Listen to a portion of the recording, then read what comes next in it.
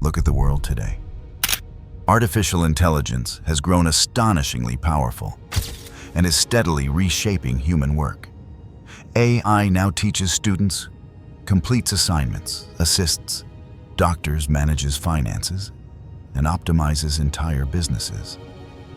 What once required human judgment now unfolds through machines that learn, calculate, and respond at extraordinary speed. And it is not only individuals who feel unsettled. Nations across the world carry a growing sense of unease. As the world enters the early months of 2026, tensions stretch across multiple regions. Conflict no longer appears only on battlefields, but through economic pressure, security struggles, and political influence. Power shifts quietly, yet relentlessly. Major conflicts, such as the war between Russia and Ukraine, rising tensions throughout the Middle East, foreign intervention in Venezuela, and prolonged wars across parts of Africa together, form a global landscape of deep complexity and constant strain. And yet, can you believe that a prophet from over 2,600 years ago saw this very moment? The prophet Daniel spoke of a time when knowledge would increase. And in 2026, we are living in that explosion of knowledge as AI writes code, creates art, and tackles medical challenges that once lay beyond human reach. But alongside this rapid expansion came a sobering warning. The year 2026 may mark a turning point, a moment when events no longer belong to distant history, but begin unfolding through the rhythm of our daily lives, our choices, and the changes we witness around us. In this video, we will explore 10 of Daniel's most chillingly accurate prophecies, words that seem to be coming alive right now. But remember this: prophecy was never given to terrify us. It was given to guide us and to save us. So stay with me. First, we will carefully listen to and decode the warnings Daniel recorded long ago. Then allow your mind to slow and rest as the entire book of Daniel is read aloud, each ancient verse gently whispered into the quiet of the night, carrying promises of protection and divine care. Take a deep breath. Tonight you are resting in a place of peace. Why should Christians read the book of Daniel at least once in their lifetime? Anyone who has read this book will quickly recognize that the book of Daniel is one of the most extraordinary books in the entire Bible. It is not only a book of prophecy, but also a map of time where human history, the rise and fall of empires, and the plan of God are placed side by side within a precise and ordered structure. According to both Jewish and Christian tradition, the book of Daniel was written by the prophet Daniel himself, a Jewish man who lived during the Babylonian exile in the 6th century before Christ, roughly between 600 and 530 BC. Daniel was not a prophet living in isolation in the desert or the mountains. He was a high-ranking official within the courts of the greatest empires of the ancient world, from Babylon to Persia.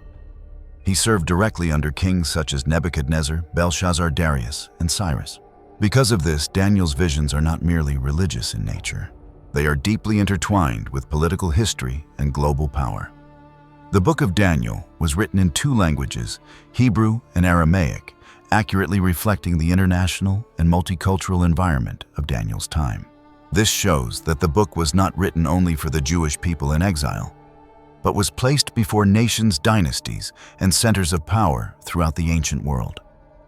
From this unique position, the book of Daniel goes beyond the role of a prophetic book and becomes the foundation for understanding the entire prophetic flow of Scripture that follows. For this reason, when readers come to the final book of the Bible, the book of Revelation, they quickly recognize that the images, symbols, and timelines found there had already been seen and recorded by Daniel centuries earlier. Within the whole of Scripture, Revelation cannot be fully understood if it is separated from the book of Daniel. And this is a conclusion acknowledged by both Jewish and Christian scholars. Daniel lays the groundwork for most of the symbols that later appear in Revelation. The beasts representing empires, the image of iron mixed with clay. The horns and the periods measured in weeks all appear first in Daniel and are later expanded and brought to completion in Revelation. Because of this, there is a well-known principle among students of the Bible: to understand Revelation, one must first understand Daniel. This explains why search terms such as Daniel 70 weeks, Daniel beasts, and Daniel prophecy timeline consistently rank among the most searched topics related to biblical prophecy. Readers are not only curious about the symbols, but are seeking to understand the timeline that Daniel was shown. As for the internal structure of the book of Daniel revolves around three major pillars. The first is the story of a righteous man living under foreign power, remaining faithful amid political pressure, cultural conflict, and matters of life and death. Stories such as Daniel in the lion's den and the three companions in the fiery furnace are not merely miracles. They are testimonies to God's protection during the age of imperial rule. The second pillar consists of visions concerning world empires. Daniel is shown a sequence of successive kingdoms from Babylon to Medo-Persia, Greece, and later complex forms of power. These empires do not rise and fall by chance. They appear and fade according to an appointed order. The third pillar is the prophetic timeline, most notably the prophecy of the 70 weeks. This is considered one of the most precise and widely debated prophecies in the entire Bible, because it directly connects to the coming of the Messiah and the unfolding of subsequent history. And it does not end there. What makes the book of Daniel especially compelling in our present era is the sense that time itself is accelerating. Daniel speaks of a period when knowledge increases, people travel widely, alliances grow fragile, and global power continually shifts. As we enter the year 2026, humanity is living within that very rhythm. Technology, especially artificial intelligence, is advancing at a pace far beyond society's ability to adapt. Nations continually adjust their strategies. Conflicts no longer remain confined to traditional warfare, but extend into economics, technology, and political influence. This convergence creates a powerful sense of urgency. Readers are no longer asking only what Daniel said, but how what Daniel foresaw is touching the era they are living in now, and what that means for the present moment and the very near future. Among the 7 foundational prophecies of the book of Daniel, the 7th prophecy is often noticed first because it speaks directly to everyday human experience. It describes the rhythm of life, the pace of the world, and the inner state of humanity in the final period of history. Things that can be felt immediately, even before other prophetic markers begin to unfold. Beginning with this prophecy allows the reader to place themselves within the current flow of time. Once the broader picture comes into view, the remaining prophecies no longer stand alone. Instead, they appear one by one as connected points within the same unfolding process. From that moment on, what Daniel recorded no longer rests only on ancient pages. It begins to reflect directly into the reality unfolding before our eyes. Prophecy number 7. The final era, the increase of knowledge and movement. When Daniel speaks about the final era, he does not begin with dramatic events or sudden upheavals. He begins with fundamental changes in human life itself. He speaks about how people move and how people access knowledge. From these familiar realities, Daniel sketches the portrait of an age that is accelerating. For most of human history, movement was tied to slowness and limitation. A long journey required months of preparation, involved danger, and often meant separation. The rhythm of life required people to pause to wait and to accept distance as a natural boundary. As the 21st century arrives, that rhythm transforms completely. Humanity enters an age of constant motion where travel becomes an ordinary part of daily life. The year 2025 records an unprecedented level of movement. In just the first 10 months of the year, more than 4.5 billion passenger journeys took place by air. Each day, the skies witness hundreds of thousands of flights taking off and landing, linking continents like familiar roads on a map. This movement does not occur only in the air. On the ground, High-speed trains carry people from one city to another in just minutes. Distances once measured in days are now measured in hours. Self-driving vehicles operate on city streets, reading signs, recognizing pedestrians, and making navigation decisions as a natural part of modern transportation. Then the boundary of movement extends even further. It no longer ends at the ground or the sky. Commercial space tourism officially takes shape. Ordinary people, rather than trained astronauts, travel into Earth's orbit, view the planet from above, and return within the same journey. What once belonged to science fiction now becomes an experience that can be scheduled. All of these developments form a clear reality. Humanity moves everywhere faster than ever before, farther than ever before, and more frequently than any previous generation. And as movement accelerates, a second sign, Daniel spoke of rises alongside it. The increase of knowledge. Knowledge shall increase. In the original Hebrew text, the word Daniel uses is da'at, a term that includes not only academic knowledge, but information understanding and access to truth. It paints a picture of an era in which knowledge no longer belongs to a small few, but spreads rapidly across every layer of society.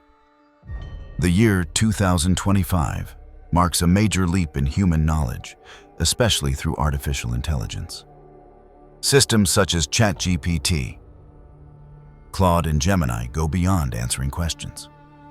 They write software code design, images, analyze financial data, assist medical diagnosis, compose music, and simulate emotional interaction with humans. Trillions of data points are processed in mere seconds, creating a pace of cognition that humanity learns to live alongside. This growth of knowledge appears clearly in medicine and science as well. Gene editing technology such as CRISPR is applied in the treatment of cancer and rare genetic disorders. Brain-computer interfaces allow paralyzed individuals to control robotic limbs through thought alone. Boundaries once considered fixed between the human body and machines become active fields of research and real-world application. At the same time, quantum computing moves beyond the laboratory to address problems that traditional supercomputers would require thousands of years to solve. Complex challenges in materials. Science, pharmaceuticals, and advanced modeling are resolved in timeframes that stretch beyond ordinary human intuition. All of these advances occur within a setting where information expands at an unprecedented rate. Recorded human knowledge now doubles roughly every 12 hours. Each day, more than 8,000 scientific papers are published. Each second, 700 hours of video are uploaded to digital platforms. Humanity lives within a constantly moving ocean of data continually drawing attention. And it is here that the picture of the age begins to reveal another dimension. The paradox of the era. Abundant knowledge and unsettled inner life. Amid the powerful rise of knowledge and the expansion of human movement, a quiet paradox takes shape within human life. People hold answers to nearly every practical question. Information remains instantly accessible. Every destination lies within reach. At the same time, many carry an inner sense of exhaustion, mental overload, and loss of direction as life moves at increasing speed. Humanity can travel anywhere, yet the question of where life is truly heading grows sharper. Knowledge expands hour by hour, while wisdom, the ability to live rightly, peacefully, and with purpose, becomes something many quietly seek. At this intersection, Daniel's prophecy appears with striking clarity.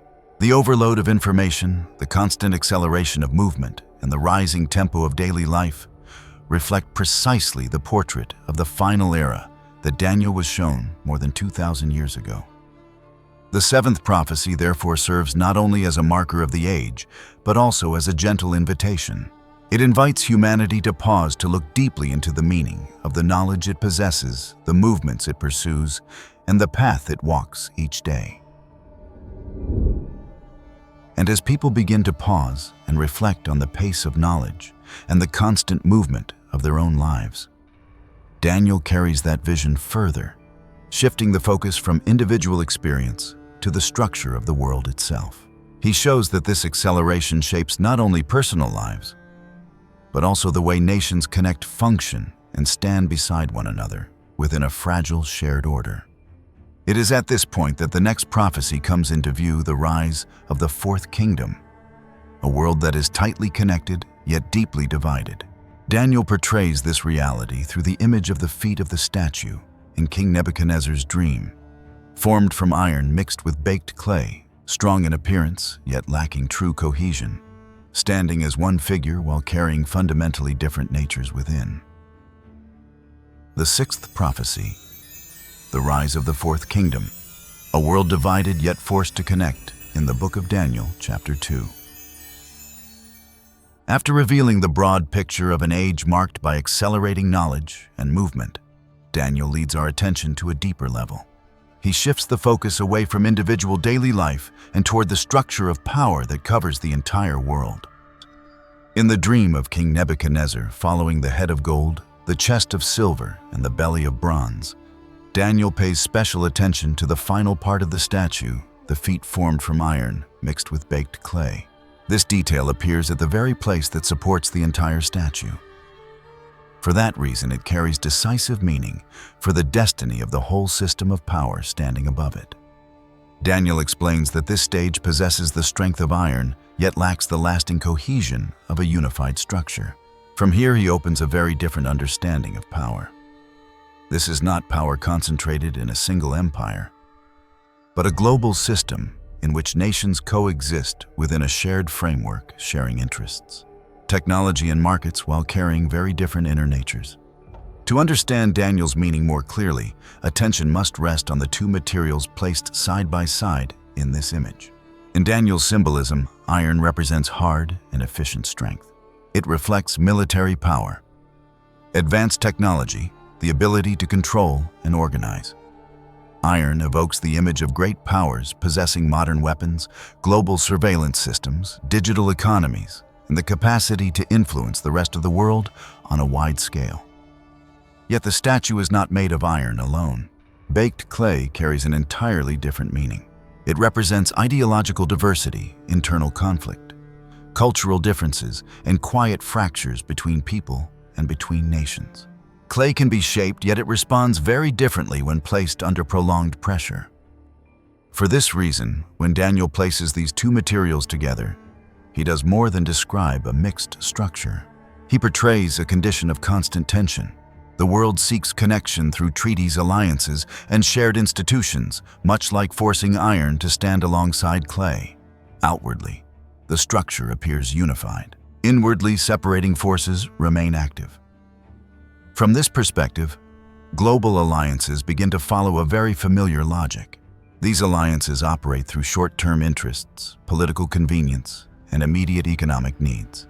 They create a sense of stability during calm periods and reveal fragility as crises arise and pressure increases.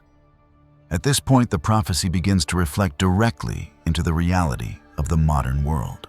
As the period of 2025 unfolds, the image of iron mixed with clay appears clearly within global geopolitical structures without the need to search far.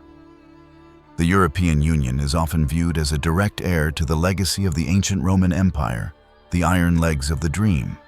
The Union holds a shared legal system, a unified market, and a strong economic foundation. Alongside this strength exist deep differences between northern and southern nations, between East and West, and between economic security and cultural priorities.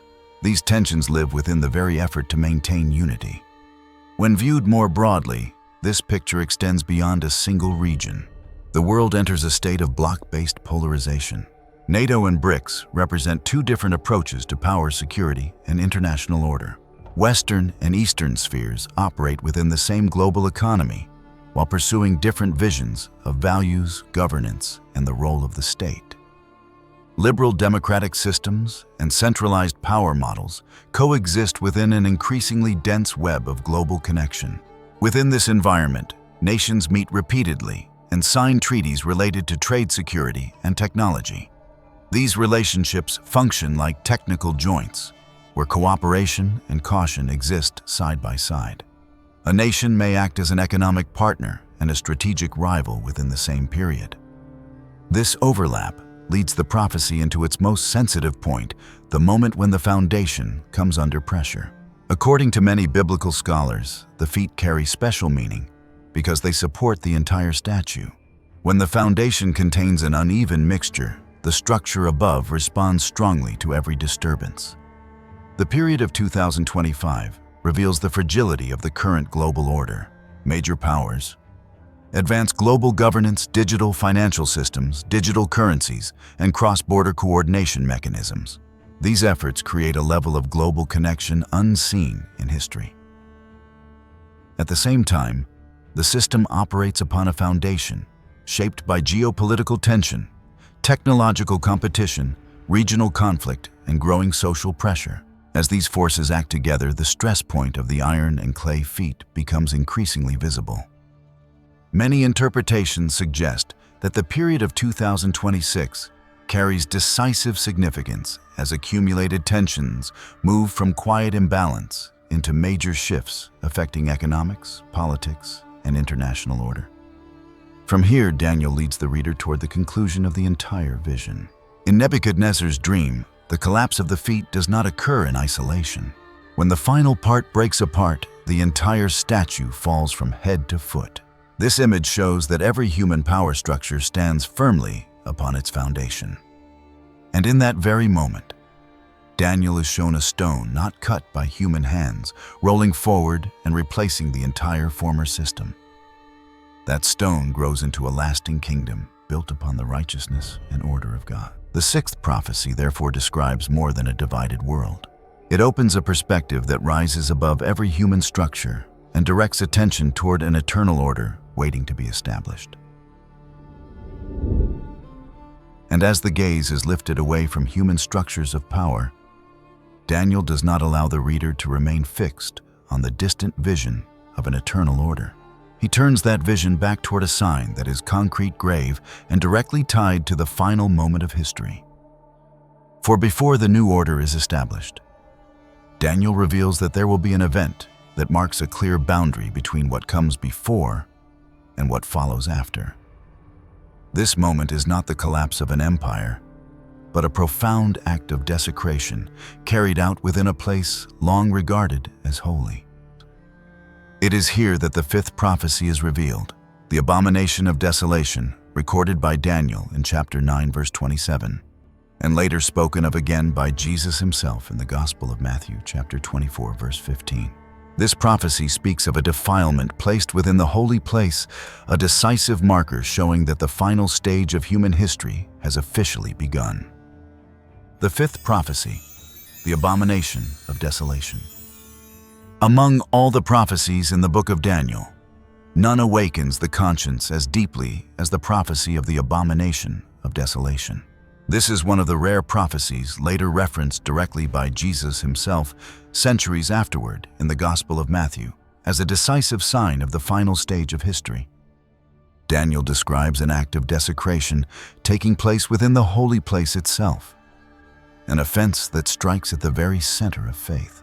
In history, this image already had a clear precedent in the year 167 before Christ, when Antiochus Epiphanes ordered the sacrifice of a pig upon the altar of the temple in Jerusalem. That act did more than defile the sacred space. It shook the spiritual foundation of the entire Jewish people. Daniel reveals that this event was not an ending, but a pattern. What occurred in history would appear again on a far greater scale, deeper in impact, and global in reach during the final chapter of human history. From this perspective, the prophecy does not stand alone. It connects directly to a series of very specific preparations unfolding within the present age.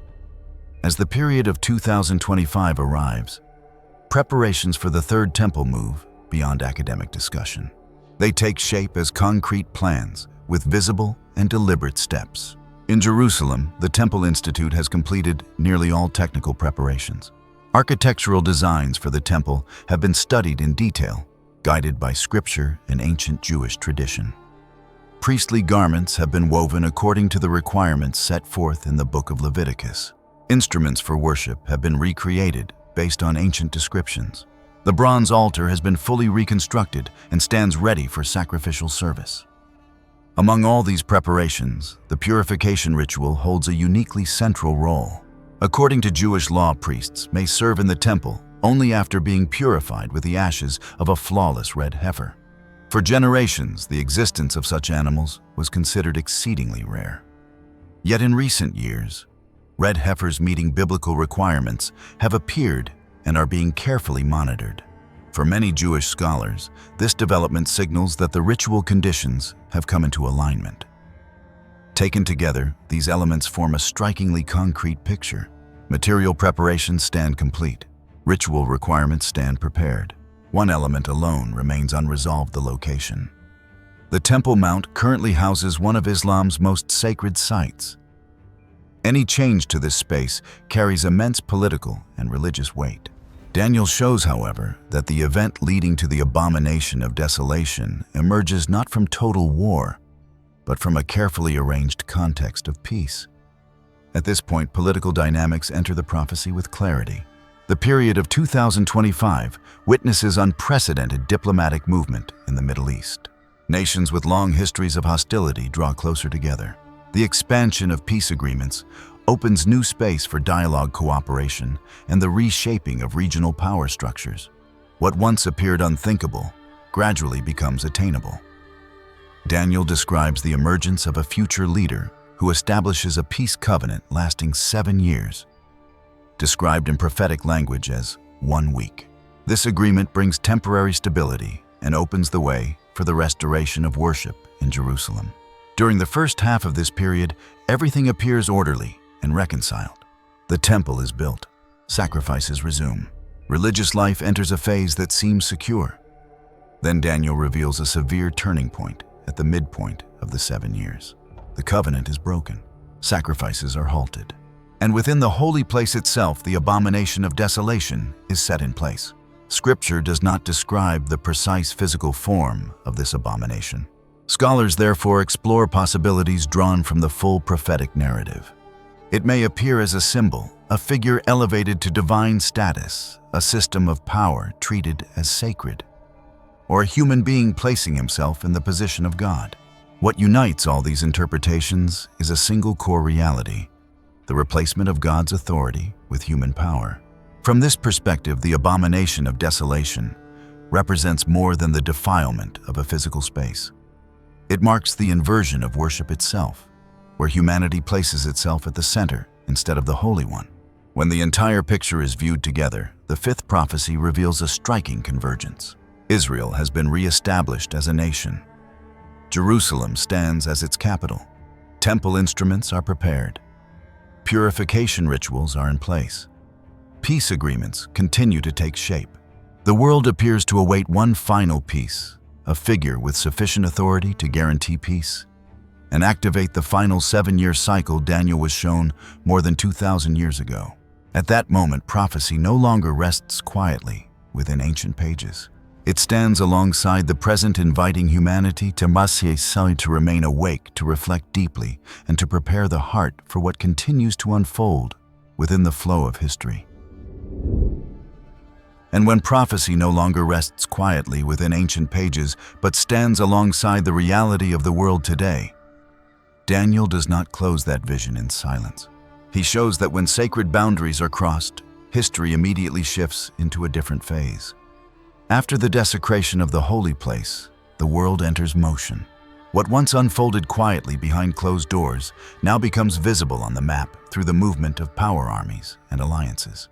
Agreements once signed in conference rooms begin to take form through military presence and strategic positioning. And within that unfolding current, Daniel's gaze turns directly toward the glorious land, where major powers begin to converge. It is here that the fourth prophecy is opened. The prophecy of the King of the North and the King of the South. A vision of a military confrontation spreading across the central land of history. The fourth prophecy: the King of the North and the King of the South. Daniel chapter 11 has long been regarded as one of the most detailed prophetic chapters in the entire Bible. It unfolds not through vague symbolic imagery, but through clear sequences of action, attacks, alliances, betrayals, and the reordering of power. This chapter reads like a strategic map, revealed layer by layer, leading directly into the final stage of history. Within this prophecy, Daniel shows that in the time of the end, two major powers will confront one another directly, the King of the North and the King of the South. This conflict does not unfold in isolation. It revolves around a very specific focal point, the land Scripture calls the Glorious Land. As the period of 2025 approaches, the global geopolitical landscape begins to reflect the structure Daniel described. Power blocks no longer move at random. They shift into position like pieces being placed on a chessboard before a decisive match. The first image to emerge is that of the King of the North. In modern interpretation, many biblical scholars and analysts identify the King of the North as a power alliance, formed by nations located to the north of Israel, with Russia at its center, joined by Turkey and Iran as key pillars. In recent years, Russia has expanded its military influence beyond Europe and deep into the Middle East and North Africa. Permanent Russian military bases in the Mediterranean establish a strategic corridor controlling vital sea routes. Russia's military presence in Syria places it only a few kilometers from Israel's northern border. Beyond this, Russia has extended its footprint into Libya and Sudan. These two nations lie deep within North Africa, matching the geographic region Scripture associates with the domain of the King of the South. By positioning itself in these locations, Russia forms a broad arc of influence surrounding the Middle East from the south and west. Alongside Russia stands Turkey, a player holding a unique position within the prophecy. Geographically located directly north of Israel, Turkey functions as a strategic hinge between Europe, Asia, and the Middle East. Under the leadership of President Erdogan, Turkey has pursued a vision of reviving Ottoman influence, engaging militarily in Syria, Iraq, and Libya, while expanding its presence in the Mediterranean. These actions extend beyond regional ambition. They place Turkey precisely where Daniel's description points a component of northern power with the capacity to exert direct pressure upon the Glorious Land. Alongside these forces stands Iran, a nation that openly confronts Israel on both military and ideological fronts. Iran has constructed an extensive network of influence through proxy forces, extending its reach from Iraq and Syria into Lebanon, forming a tightening arc along Israel's northern and eastern borders. When these three forces align along a shared strategic axis, the image of the King of the North ceases to be abstract. It emerges as a tangible power block, with geographic depth, military capability, and political coherence. Opposite the north stands the King of the South. In Daniel's prophecy, the King of the South represents powers located south of Israel, centered on Egypt and the nations of North Africa. Throughout biblical history, Egypt consistently appears as a pivotal actor in events involving Israel. In the present period, this region faces intense internal pressures. Egypt experiences mounting strain over water security due to upstream Nile Dam projects. Its economy bears the weight of public debt inflation and social tension. At the same time, Libya and Sudan remain locked in prolonged political fragmentation, creating strategic voids across North Africa. Within this context, Russia emerges as a key military and political partner, gradually expanding its influence throughout the region. This development closely mirrors Daniel's description of the King of the North, pressing southward, reshaping regional power during a moment of vulnerability. Yet the prophecy does not conclude with the confrontation between North and South. Daniel reveals that after conflict and realignment, both powers ultimately turn toward the same objective, the Glorious Land. Israel, despite its small geographic size, becomes the focal point of military convergence. Conditions on the ground form a highly specific picture. Iran continues issuing forceful declarations toward Israel. Russia maintains military forces in Syria, near Israel's northern border. Turkey intensifies political and diplomatic pressure. African nations increasingly align with power blocks outside the Western sphere. These elements do not appear in isolation. They interlock like pieces already placed into position. The period of 2025 reveals that the prophetic structure has fully taken shape upon the world map. And once the pieces are set, Daniel shows that the next phase is no longer positioning, but action. Many interpretations suggest that the period of 2026 marks the opening of a genuine conflict, one that exceeds ordinary regional warfare and leads directly into the time of great tribulation described in the prophecies that follow.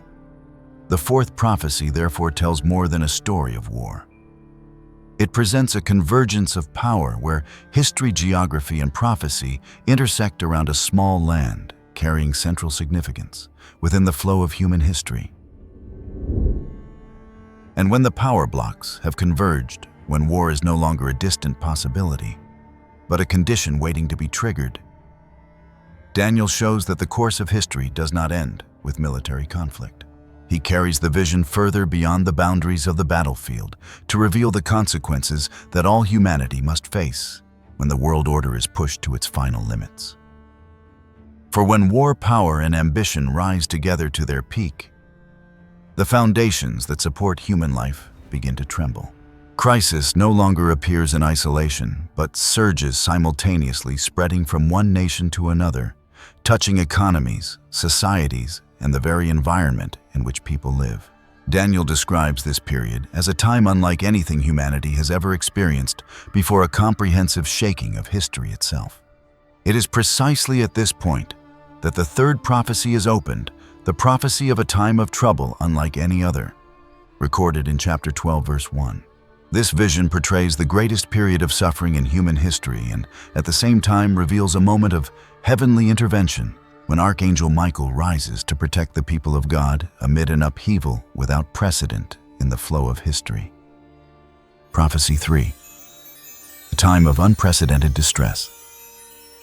When Daniel moves into chapter 12, the tone of the prophecy shifts in a striking way. The focus is no longer on the rise and fall of empires or the movement of armies across maps, but on a direct warning about the condition of all humanity. Daniel begins with a statement that forces the reader to pause. He speaks of a time of distress so severe that nothing like it has occurred since nations first came into existence. He does not describe this period as a series of ordinary hardships. He does not compare it to familiar historical upheavals. The language he uses places this time beyond every catastrophe humanity has ever known. It is not a single war, not a single pandemic, not a single collapse, but a comprehensive crisis that reaches every layer of society, every nation, and every dimension of human life. In the view of many biblical scholars, Daniel is describing a condition in which the systems that normally keep the world functioning lose stability at the same time. As the world enters the period around the year 2025, this picture begins to take on a very concrete form. What makes this era distinct is not any one disaster by itself, but the fact that multiple crises emerge together, overlapping and amplifying one another. The world no longer faces challenges in isolated waves. Instead, it enters a state in which every foundation is placed under pressure at once, like a structure being shaken at all its load-bearing points simultaneously. On the military level, conflicts no longer remain confined to a single region. Multiple fronts heat up at the same time, bringing with them grave warnings about escalation and the potential use of weapons of mass destruction. The concern is no longer whether a war might break out, but how many wars can exist at once within a world that has already lost its balance. Economically, shocks spread across borders and push millions into deep insecurity. Food prices rise, supply chains fracture, and currencies weaken in many countries. Elements that once formed the stable background of everyday life begin to tremble, creating a sense of fragility unlike anything in humanity's shared memory. Alongside this climate, disruptions intensify in both strength and frequency. Floods, droughts, wildfires, and powerful storms erase cities, destroy harvests, and drive entire regions into severe food shortages. Africa and Asia bear heavy pressure as millions face hunger and forced displacement. Within major cities, violence increases in ways that prove difficult to contain. Social instability, ethnic tension, and the erosion of communal trust turn many urban centers into prolonged flashpoints. Human life faces threat not only from external forces, but from the breakdown of social order from within. Perhaps most striking of all is the widespread sense of helplessness. International organizations release repeated warnings about global emergency conditions. Humanitarian agencies acknowledge that the scale and number of crises exceed human capacity to respond. The picture resembles the first tremors before a major earthquake, when the ground has not yet collapsed, but every sign points to an approaching rupture. It is precisely within this setting that Daniel's prophecy moves beyond suffering. He redirects the vision toward a dimension that lies beyond human control. Daniel reveals that in the midst of this unprecedented distress, a heavenly intervention will take place. He writes that, at that time, the archangel Michael, the great prince and protector of God's people, will arise. This image does not carry a military meaning in human terms, but expresses a spiritual intervention that marks a profound turning point in the course of history. The appearance of Michael is connected to a process of refinement. Daniel states that many will be purified, refined, and made clean. The time of distress, therefore, becomes not only the collapse of external systems, but also a moment when the inner life of humanity is exposed, and when faithfulness, integrity, and moral choice come into clear view. Amid this great upheaval, Daniel shows that protection remains for a portion of God's people. Those whose names are written in the book will be delivered. This image does not promise comfort in outward circumstances, but affirms preservation at a deeper level where the human soul is held within God's order, even as history convulses. Seen in this light, the third prophecy leaves humanity with a very clear lesson. When every system in which people place their trust begins to shake at the same time, what remains for each person to confront is the state of their own inner life. This period exposes not only the fragility of economies, politics, and power, but also reveals what truly sustains a person when external supports fall away. In stable times, people naturally lean on structures around them. When crises converge, those layers of protection gradually fall. Daniel shows that this era presses each individual to ask where they place their sense of security, what gives meaning to their life, and how they are preparing inwardly for changes that cannot be reversed. The deeper lesson of the prophecy does not center on fear, but on wakefulness. In a world that moves at high speed yet lacks a stable foundation, Daniel calls humanity back to enduring moral values such as faithfulness, humility, and responsibility for one's own ethical choices. The time of distress thus becomes a test for humanity. It separates what exists only through favorable conditions from what has been built upon inner foundations. And within that test, each person is given the opportunity to adjust their course, not through power or control, but by living with clarity, compassion, and conscious awareness of what is steadily taking shape within the flow of history. And it is precisely at the moment when human beings begin to adjust their course at the deepest level that Daniel does not allow the reader to remain in inward reflection alone. He shows that the upheavals of the world and the choices people make do not unfold in uncertainty, but move within a very specific framework of time, one that has already been set in place. To understand why history advances toward such critical points of convergence, Daniel turns our attention to a pivotal clock, a timeline appointed specifically for Israel, where each movement does more than measure passing years, revealing instead the deeper order of the historical plan. It is here that the second prophecy is opened. The prophecy of the 70 weeks, the prophetic clock of Israel, recorded in the 9th chapter of the book of Daniel. Prophecy number 2, 70 weeks, the prophetic clock of Israel. Before Daniel is shown the prophetic clock of the 70 weeks, it is necessary to look back at the condition of the nation of Israel at the moment this prophecy was given. Israel was not a stable nation when Daniel prayed in chapter 9. They were a people in exile, without land, without a temple, without sovereignty, living under foreign empires. Jerusalem existed only as a painful memory. The temple lay in ruins. The holy city was desolate. The promise of nationhood seemed far removed from lived reality. Daniel did not pray vague prayers. He was reading the writings of the prophet Jeremiah and realized that the 70 years of exile were drawing to a close. That realization moved him to his knees to repentance on behalf of the entire nation and to ask a deeply practical question: what comes next for Israel? It is in that very moment that the prophecy of the 70 weeks is given. This detail carries great weight. The prophecy does not emerge during a season of strength or national revival, but at a time when Israel has no state, no army, no territory, and no clear future. At that point, Israel appears like a people who have reached the end of their historical road. And it is precisely from that place that Daniel is shown that Israel's story is far from over.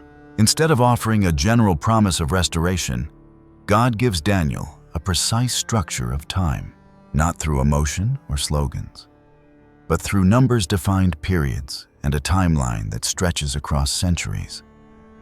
This reveals that Israel's destiny does not rest in the hands of empires, but within a long-range historical plan that carries order, intention, and a destination. Because Israel stood as a wandering people without land or power, at that moment the prophecy of the 70 weeks becomes foundational for everything that follows. It explains how Israel can be scattered and yet endure. It explains how this people can be dispersed for thousands of years and still return to the same land. And it explains why Israel's history remains tied to the major turning points of human civilization. From this background, Daniel is not merely speaking about a distant future. He places before the reader a clock waiting to be activated, a timeline in which every movement is bound to Israel, Jerusalem, and the unfolding of global history. It is here that prophecy number 2 opens. Notably, within the entire book of Daniel, no prophecy carries a structure as clear and precise as the prophecy of the 70 weeks.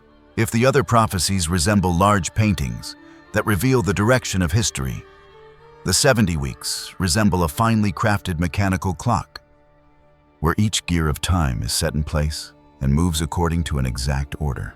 What sets this prophecy apart is that Daniel does not speak in general terms about the future. He presents a specific timeline with a defined starting point, a determined number of years. Clear milestones and even an intentional gap placed within the flow of history. In prophetic biblical language, a week does not refer to 7 days, but to 7 years. When Daniel speaks of 70 weeks, he is describing 490 years appointed for the people of Israel and the holy city of Jerusalem. This clock begins to run from a very specific command, the decree to restore and rebuild Jerusalem. According to many biblical scholars, this moment falls in the year 457 before Christ, when King Artaxerxes issued a decree allowing the restoration of the city and the civil life of the Jewish people. From that starting point, Daniel divides the timeline into clear segments. The first 69 weeks, equal to 483 years, lead directly to a central figure whom Daniel calls the Anointed One. When this calculation is placed onto actual historical chronology, the result is striking. That timeline ends precisely in the year 27 after Christ, the year Jesus was baptized and began his public ministry. Not through political force or military power, the Messiah appears exactly when the prophetic clock set more than 5 centuries earlier reaches its mark. After this, Daniel describes something that appears paradoxical. The Anointed One is cut off. Jerusalem is destroyed. The city and the temple are demolished in the year 70 after Christ. Instead of continuing smoothly, the prophetic timeline stops abruptly. The clock does not break. It pauses. This gap is what makes the prophecy unique. Daniel reveals that between the 69th week and the 70th week lies a period not measured by years within the prophecy itself. History continues to move forward, but the clock assigned specifically to Israel stops counting. Many scholars refer to this period as the Church Age, a time during which the Jewish people are scattered, and the prophetic promises directed toward Israel are temporarily set aside. What gives this prophecy renewed relevance in the present era is the condition required for the clock to resume. Daniel shows that the clock can only run again when Israel exists as a nation in its own land. For this reason, the event of May 14, 1948, carries significance far beyond a political declaration. The re-establishment of the nation of Israel after nearly 2,000 years of dispersion resembles the moment when the clock is placed back on the desk. It does not begin counting down yet, but it stands ready. From that point onward, events in the Middle East carry a different weight. Jerusalem becomes the capital. Peace agreements emerge. conflicts move beyond geopolitics and begin to touch the pressure points of ancient prophecy. The 70th week. The final 7 years still awaits activation. Daniel shows that this clock does not restart because of war crisis or natural disaster. It begins to count. When one specific event occurs, a covenant is signed between Israel and a powerful world leader lasting 7 years. That agreement opens an initial period marked by apparent stability and peace. Worship practices are restored. Religious life enters a phase that appears secure. But halfway through the week, 3.5 years in Daniel reveals a severe turning point. The covenant is broken. Sacrifices are halted. A blasphemous act is placed in the holy place. From that moment, the final 3.5 years unfold as the most intense period of suffering in human history. When many look at the present landscape, they recognize that the foundational conditions are already in place. Israel exists and functions as a nation. Jerusalem holds a central role. Regional peace agreements continue to expand. The world grows accustomed to individuals or alliances acting as guarantors of global order. Within this picture, the prophecy of the 70 weeks does not produce fear, but sober awareness. History does not move at random. It unfolds within an ordered framework where each phase opens at its appointed time. Prophecy number 2. Therefore stands like the hand of a clock that appears still, yet remains fully present. It reminds humanity that time is not merely a flowing current without direction, but a process with a beginning, a pause, and a moment of reactivation. And when that moment arrives, events will no longer appear isolated, but will connect into a larger pattern shaped long before the present age began. And as that timeline moves toward its final moments, Daniel shows that history does not end in an endless continuation of power cycles. He does not allow the reader to assume that when one empire collapses, another will simply take its place and repeat the same pattern. Instead, Daniel directs our attention to a very clear reality. Every system of power built by human hands, no matter how advanced or resilient it appears, moves toward a defined point of conclusion. History does not drift forward by inertia. It is carried toward a decisive moment, a point at which the old order comes to an end and a new order is established. For when the prophetic clock completes its purpose, what follows is not another succession of human kingdoms, but a decisive intervention from God Himself. It is at this moment that the central prophecy is revealed, the image of a stone not cut by human hands, striking and shattering every earthly kingdom and establishing an eternal order. This is the most important prophecy and also the final and most hopeful prophecy in the book of Daniel, chapter 2. The prophecy of the stone that destroys all kingdoms. After Daniel carefully explains the rise and fall of the great empires in human history, the dream of King Nebuchadnezzar does not conclude with the emergence of another human kingdom. It ends with an image entirely different one that stands outside every familiar logic of politics and power. Daniel sees a stone cut out not by human hands. This detail carries the core meaning of the entire prophecy. The stone is not a product of technology. It does not arise from reform. It is not the result of revolution, nor the achievement of human intellect or military strength. It is not created in a laboratory brought into being through elections or formed by international alliances. That stone comes from a source above every human system. In the dream, the stone does not strike the head or the body of the statue. It hits the feet, the weakest part of the entire structure. These feet are made of iron mixed with clay, symbolizing the final world order. Strong in appearance, fragile at its core, tightly connected, yet lacking true cohesion. That impact does not collapse only the feet. The entire statue falls at once. Gold, silver, bronze, and iron. Every empire from ancient times to the modern era is crushed into fine dust like chaff on a summer threshing floor, and carried away by the wind, leaving no trace behind. This image delivers a message with unmistakable clarity. Human history is not repaired by patching old systems. It is brought to an end through complete replacement. There is no succession of human kingdoms. There is no continuing cycle of power replacing power. Everything comes to a halt at the same moment. And it is precisely at this moment that Daniel reveals the most hopeful truth in the entire book. The stone does not only destroy, it grows. The stone becomes a great mountain and fills the whole earth. Within the broader testimony of Scripture, the identity of this stone is made clear. In the Psalms, it is the stone rejected by the builders. In the teachings of Jesus, it is the stone over which kingdoms stumble. In the letter of Peter, it is the foundation laid by God Himself. That stone is the Christ. This carries profound relevance for the modern world. For more than 2,000 years, humanity has tested every form of governance imaginable. Centralized empires, monarchies, democracies, dictatorships, socialism, capitalism, globalization, and technologically driven systems of centralized control.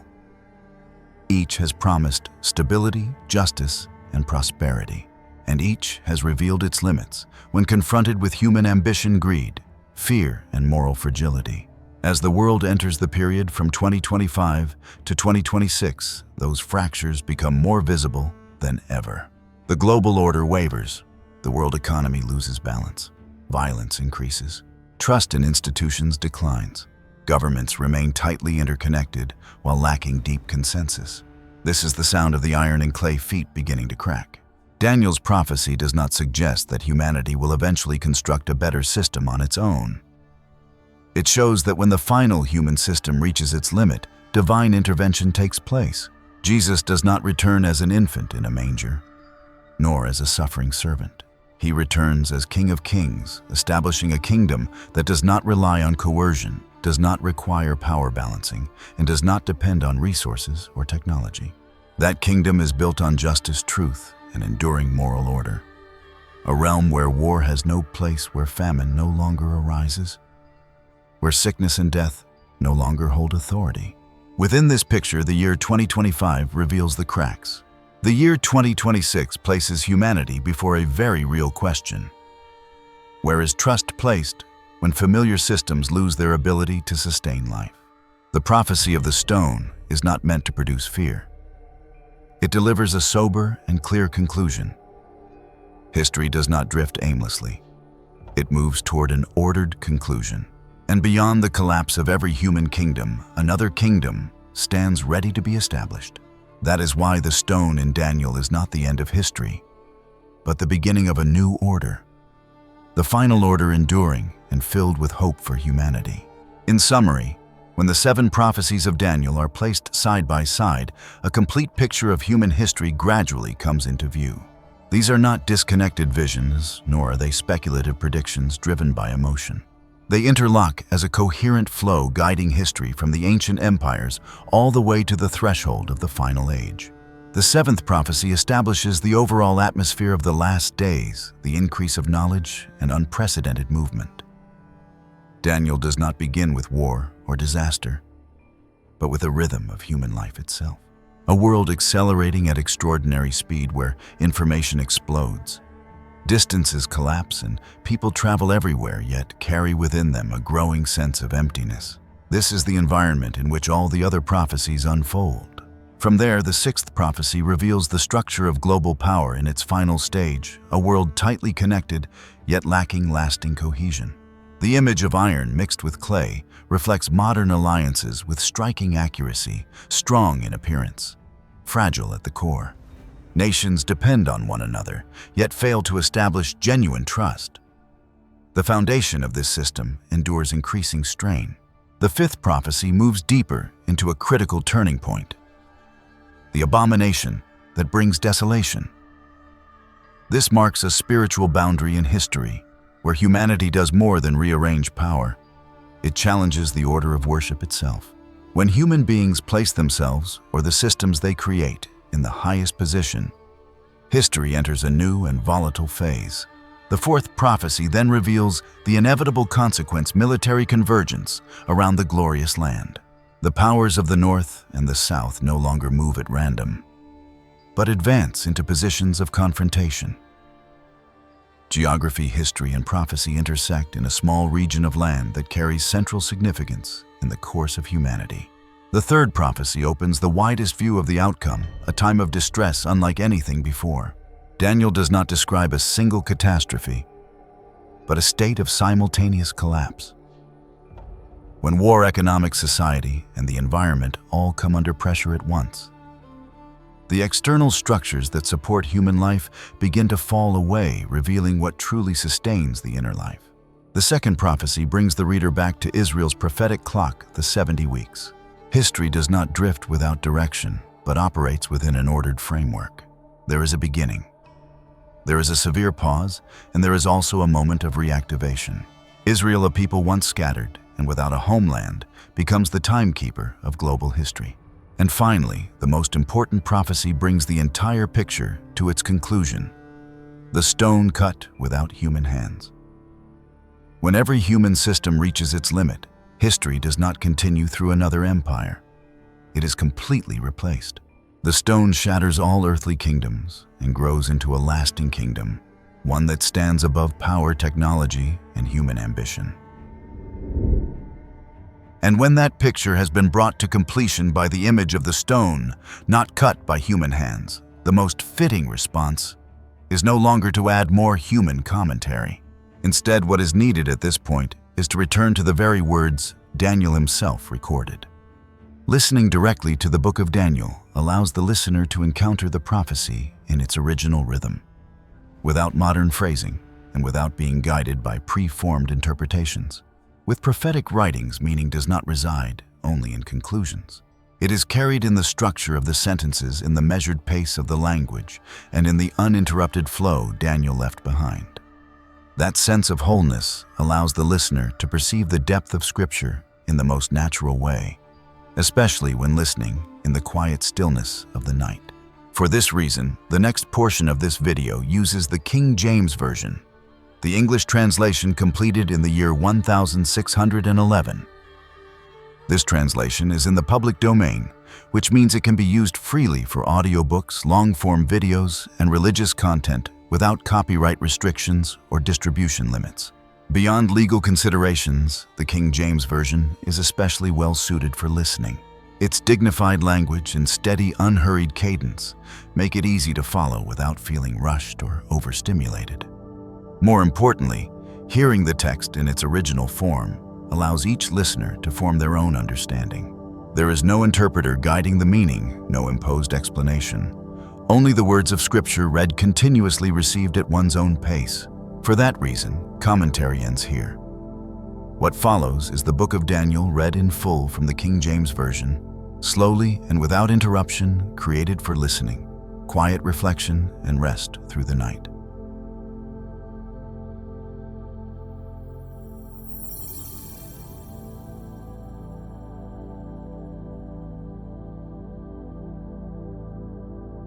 Daniel chapter 1. In the 3rd year of the reign of Jehoiakim, king of Judah, came Nebuchadnezzar, king of Babylon, unto Jerusalem, and besieged it. And the Lord gave Jehoiakim, king of Judah, into his hand, with part of the vessels of the house of God, which he carried into the land of Shinar, to the house of his God. And he brought the vessels into the treasure house of his God. And the king spake unto Ashpenaz, the master of his eunuchs, that he should bring certain of the children of Israel, and of the king's seed, and of the princes, children in whom was no blemish asterisk, but well-favored and skillful in all wisdom and cunning, in knowledge and understanding, science, and such as had ability in them to stand in the king's palace, and whom they might teach the learning and the tongue of the Chaldeans. And the king appointed them a daily provision of the king's meat and of the wine, which he drank, so nourishing them 3 years, that at the end thereof they might stand before the king. Now among these were of the children of Judah, Daniel, Hananiah, Mishael, and Azariah, unto whom the prince of the eunuchs gave names, for he gave unto Daniel the name of Belteshazzar, and to Hananiah of Shadrach, and to Mishael of Meshach, and to Azariah of Abednego. But Daniel purposed in his heart that he would not defile himself with the portion of the king's meat, nor with the wine which he drank. Therefore he requested of the prince of the eunuchs that he might not defile himself. Now God had brought Daniel into favor and tender love with the prince of the eunuchs. And the prince of the eunuchs said unto Daniel, I fear my lord the king, who hath appointed your meat and your drink, for why should he see your faces worse liking than the children which are of your sort? Then shall ye make me endanger my head to the king.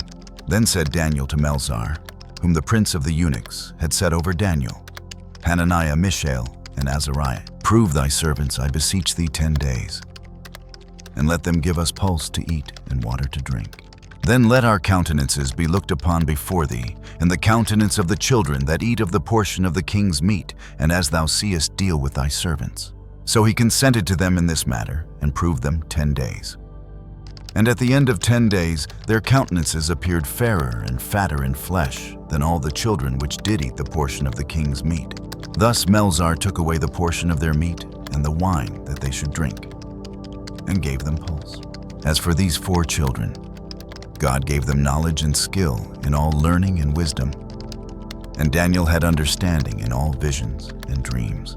Now, at the end of the days that the king had said he should bring them in, then the prince of the eunuchs brought them in before Nebuchadnezzar. And the king communed with them. And among them all was found none like Daniel, Hananiah, Mishael, and Azariah. Therefore stood they before the king. And in all matters of wisdom and understanding, that the king inquired of them, he found them 10 times better than all the magicians and astrologers that were in all his realm. And Daniel continued even unto the 1st year of King Cyrus. Commentary on Daniel, Chapter 1. Daniel was of noble birth, and many believe he belonged to the royal family of Judah. He was taken captive to Babylon in the 4th year of the reign of King Jehoiakim in the year 606 before Christ, while he was still a young man. In Babylon, Daniel was educated in the learning and literature of the Chaldeans. Over time, he held positions of high authority under both the Babylonian and Persian empires. Though he faced persecution because of his faith, he was preserved in a remarkable way. Daniel lived to an advanced age and was likely about 94 years old at the time of his final recorded visions. The book of Daniel is partly historical, describing events that affected Daniel himself and the Jewish people during their captivity in Babylon. However, it is primarily prophetic. It records visions and revelations that foretell major events related to the 4 great world empires, the coming and death of the Messiah, the restoration of Israel, and the calling of the Gentiles. Although certain prophetic passages in this book present challenges in interpretation, the reader consistently finds encouragement for faith and hope examples worthy of imitation and guidance that directs the heart toward Christ Jesus, both in his suffering on the cross and in his reign upon his glorious throne. Overview of Chapter 1. The captivity of Daniel and his companions is described in verses 1 through 7. Their refusal to eat the king's food is recorded in verses 8 through 16. Their growth in wisdom and understanding is shown in verses 17 through 21, verses 1 through 7. Nebuchadnezzar, king of Babylon, in the 1st year of his reign, came against Jerusalem and took control of it, carrying away whom he pleased and whatever he chose. From this first captivity, many believe the 70 years of exile are to be counted. It serves the interests of rulers to employ wise individuals, and it reflects wisdom in a ruler to identify and train such people. Nebuchadnezzar therefore commanded that selected young men from Judah be educated. Each of these young men originally bore Hebrew names that honored God. Yet, in an effort to separate them from the faith of their fathers and from the God who had guided them since youth, their captors gave them new names associated with idolatry. It is sobering to consider how often systems of public education have been used to undermine moral and spiritual principles. Verses 8 through 16. Whatever advantage we believe we gain for ourselves, we must recognize it as a gift from God. Daniel remained steadfast in his faith. Regardless of the name given to him, he continued to live with the heart and conviction of an Israelite. Daniel and his companions were careful regarding the food assigned to them, concerned that it might compromise their obedience to God. When God's people find themselves living in Babylon, they must take special care not to share in its sins. It reflects great virtue in young people when they do not chase after sensual pleasures. Those who seek wisdom and godliness must learn early to exercise self-discipline. Daniel chose to avoid defilement through sin and this is a fear far more important than any outward hardship. It is easier to keep temptation at a distance than to resist it once it draws near. When favor has been granted, it is best used to protect oneself from wrongdoing. Many doubt the benefits of moderation and restraint, both for health and for daily life, until they experience them firsthand. Faithful temperance consistently brings greater well-being than indulgence that leads to harm. Verses 17 through 21. Daniel and his companions remained faithful to their God, and God rewarded them with exceptional knowledge and understanding. Young people who live with reverence should aim to excel in what is useful and good, not for personal praise, but for the honor of the gospel, and so they may serve others well. It benefits a nation and honors a ruler when leaders are able to recognize those best suited for service and elevate them accordingly. Let young men reflect carefully on this chapter, and let everyone remember this enduring truth. God honors those who honor him, and those who treat him lightly will themselves be lightly regarded. Daniel chapter 2. And in the 2nd year of the reign of Nebuchadnezzar, Nebuchadnezzar dreamed dreams wherewith his spirit was troubled and his sleep brake from him. Then the king commanded to call the magicians and the astrologers and the sorcerers and the Chaldeans for to show the king his dreams. So they came and stood before the king. And the king said unto them, I have dreamed a dream, and my spirit was troubled to know the dream. Then spake the Chaldeans to the king in Sirach, O king, live forever. Tell thy servants the dream, and we will show the interpretation. The king answered and said to the Chaldeans, The thing is gone from me, if ye will not make known unto me the dream with the interpretation thereof. Ye shall be cut in pieces, and your houses shall be made a dunghill. But if ye show the dream and the interpretation thereof, ye shall receive of me gifts and rewards and great honor. Therefore show me the dream and the interpretation thereof. They answered again and said, Let the king tell his servants the dream, and we will show the interpretation of it. The king answered and said, I know of certainty that ye would gain the time, because ye see the thing is gone from me. But if ye will not make known unto me the dream, there is but one decree for you, for ye have prepared lying and corrupt words to speak before me. Till the time be changed, therefore tell me the dream, and I shall know that ye can show me the interpretation thereof. The Chaldeans answered before the king and said, There is not a man upon the earth that can show the king's matter.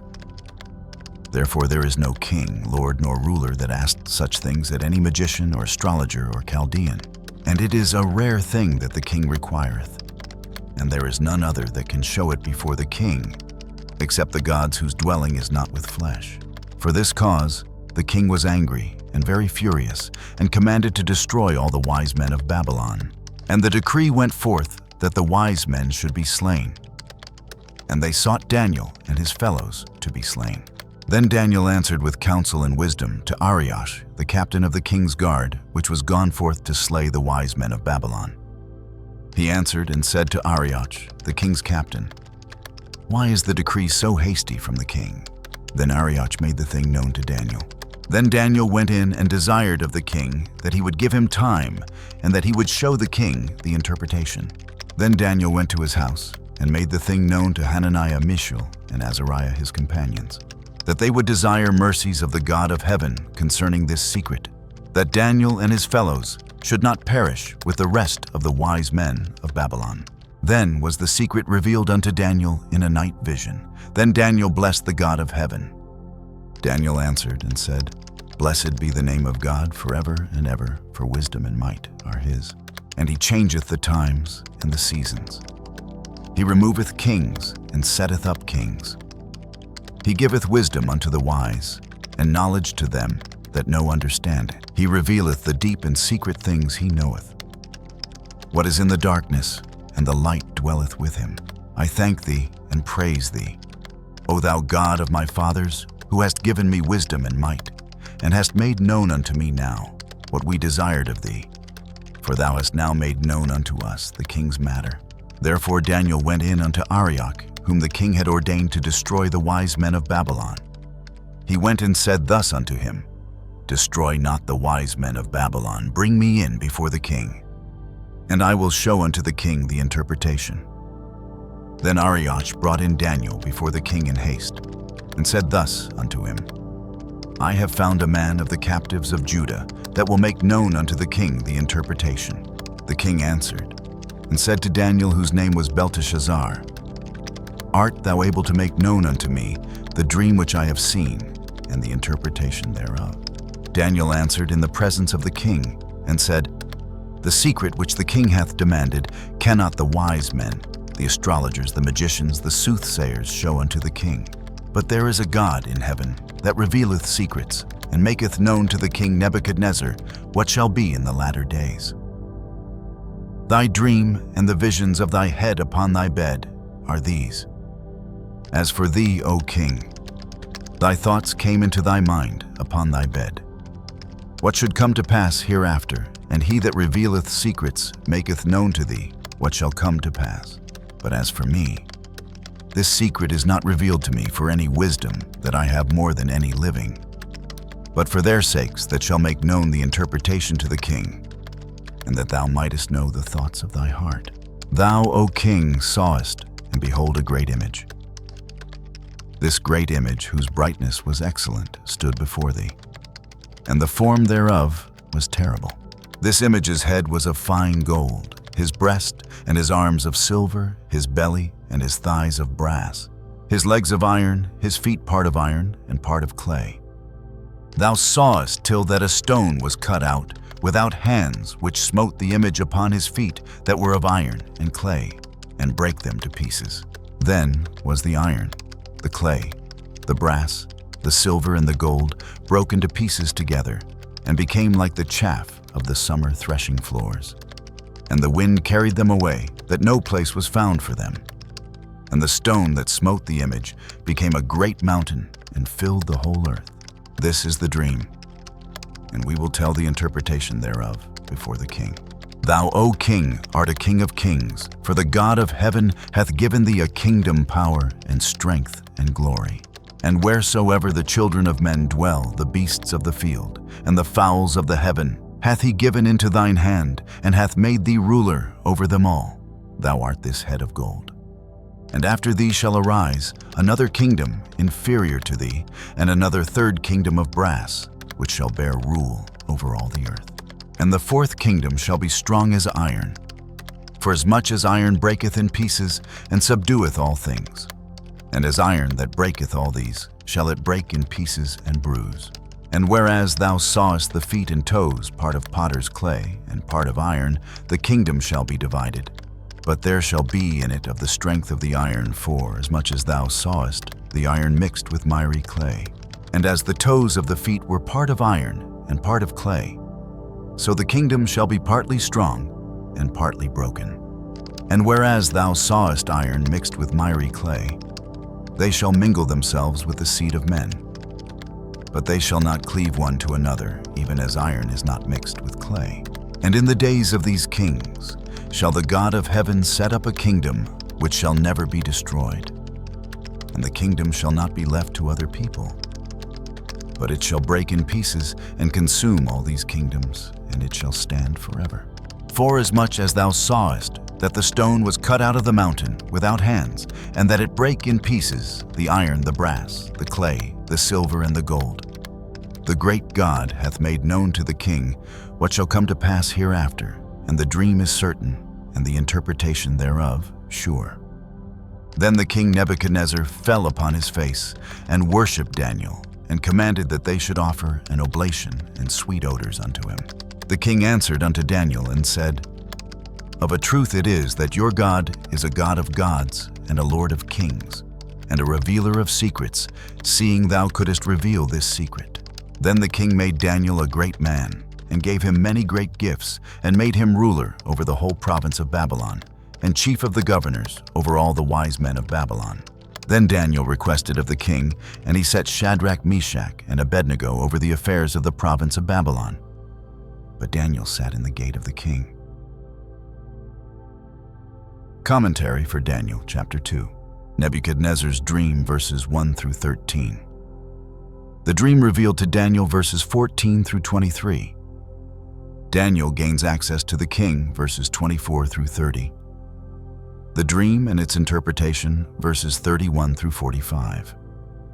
Honors given to Daniel and his companions, verses 46 through 49, verses 1 through 13. Those who hold the greatest positions in the world often carry the heaviest burdens of the mind. While the laboring man sleeps peacefully, those who live in splendor and authority are frequently disturbed by cares that rob them of rest. Many imagine that power and wealth bring constant pleasure, yet they seldom see the inward unrest that accompanies them. King Nebuchadnezzar demanded that his learned men tell him not only the interpretation of his dream, but the dream itself. If they failed, they would be put to death as deceivers. This reveals how eager people are to know the future, while paying far less attention to the way of salvation or the path of duty. Yet knowledge of future events often multiplies anxiety rather than easing it. Those who had long deceived others by pretending to possess wisdom they did not truly have now stood exposed. They were condemned for failing to do what they had never genuinely been able to do, even though they had claimed otherwise. Verses 14 through 23. Daniel responded with humility and prayer. He sought God earnestly, asking that the dream and its meaning be revealed to him. Friends who pray together are invaluable, and it is fitting even for the wisest and strongest to seek the prayers of others. Daniel and his companions prayed with clarity and purpose. They understood that whatever they requested could only come as a gift of God's mercy. Prayer became the place where they laid their fears, needs, and burdens before the Lord. Their plea rested on the danger they faced, and the mercy they sought was graciously granted. God answered their prayer. The secret was revealed to Daniel, and he responded with gratitude, praising God for the wisdom that saved not only his own life, but the lives of his companions as well. If gratitude is owed for temporal deliverance, how much greater should our gratitude be for the revelation of salvation given to those whom the world may overlook as lacking wisdom or status. Verses 24 through 30. Daniel made it clear that the wisdom of the magicians and soothsayers was insufficient. Their inability pointed beyond themselves to the all-sufficiency of the Creator. There is one who reveals what no human power can uncover, including the work of redemption and the hidden purposes of divine love. Daniel affirmed that the dream carried great significance concerning the affairs and transformations of the earthly kingdoms. At the same time, he carefully removed any notion that the revelation came from his own wisdom or merit. Those whom God honors most should be the first to set aside pride, so that praise belongs to God alone. Verses 31 through 45. The image seen in the dream represented the succession of earthly kingdoms that would rule the nations and influence the course of history, including events affecting God's people. The head of gold symbolized the Chaldean Empire, which ruled at that time. The breast and arms of silver represented the empire of the Medes and Persians. The belly and thighs of bronze pointed to the Greek Empire founded by Alexander. The legs and feet of iron symbolized the Roman Empire. The Roman Empire eventually divided into multiple kingdoms, represented by the toes of the feet. Some were strong like iron, others weak like clay. Many efforts were made to unite these divided powers, but lasting unity remained elusive. The stone cut out without human hands represented the kingdom of our Lord Jesus Christ. This kingdom would be established within the world upon the collapse of Satan's dominion over it. This is the stone rejected by builders because it was not fashioned by human effort, yet it became the cornerstone. The reign of Christ continues without end. His government and peace increase beyond the limits of time itself. History has already confirmed the precision of this prophecy, and future generations will witness the complete fulfillment as the stone destroys the image and fills the whole earth. Verses 46 through 49. These verses remind us that all honor and gratitude belong to God, the giver of every good gift. Many acknowledge divine power in theory, while failing to live in obedience to it. True wisdom seeks not only to recognize God's greatness, but to serve Him.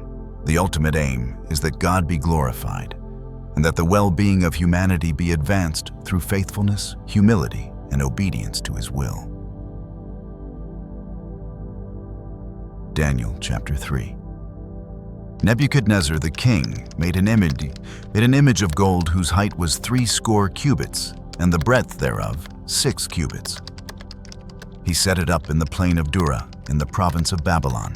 Then Nebuchadnezzar the king sent to gather together the princes, the governors, and the captains, the judges, the treasurers, the counselors, the sheriffs, and all the rulers of the provinces to come to the dedication of the image, which Nebuchadnezzar the king had set up.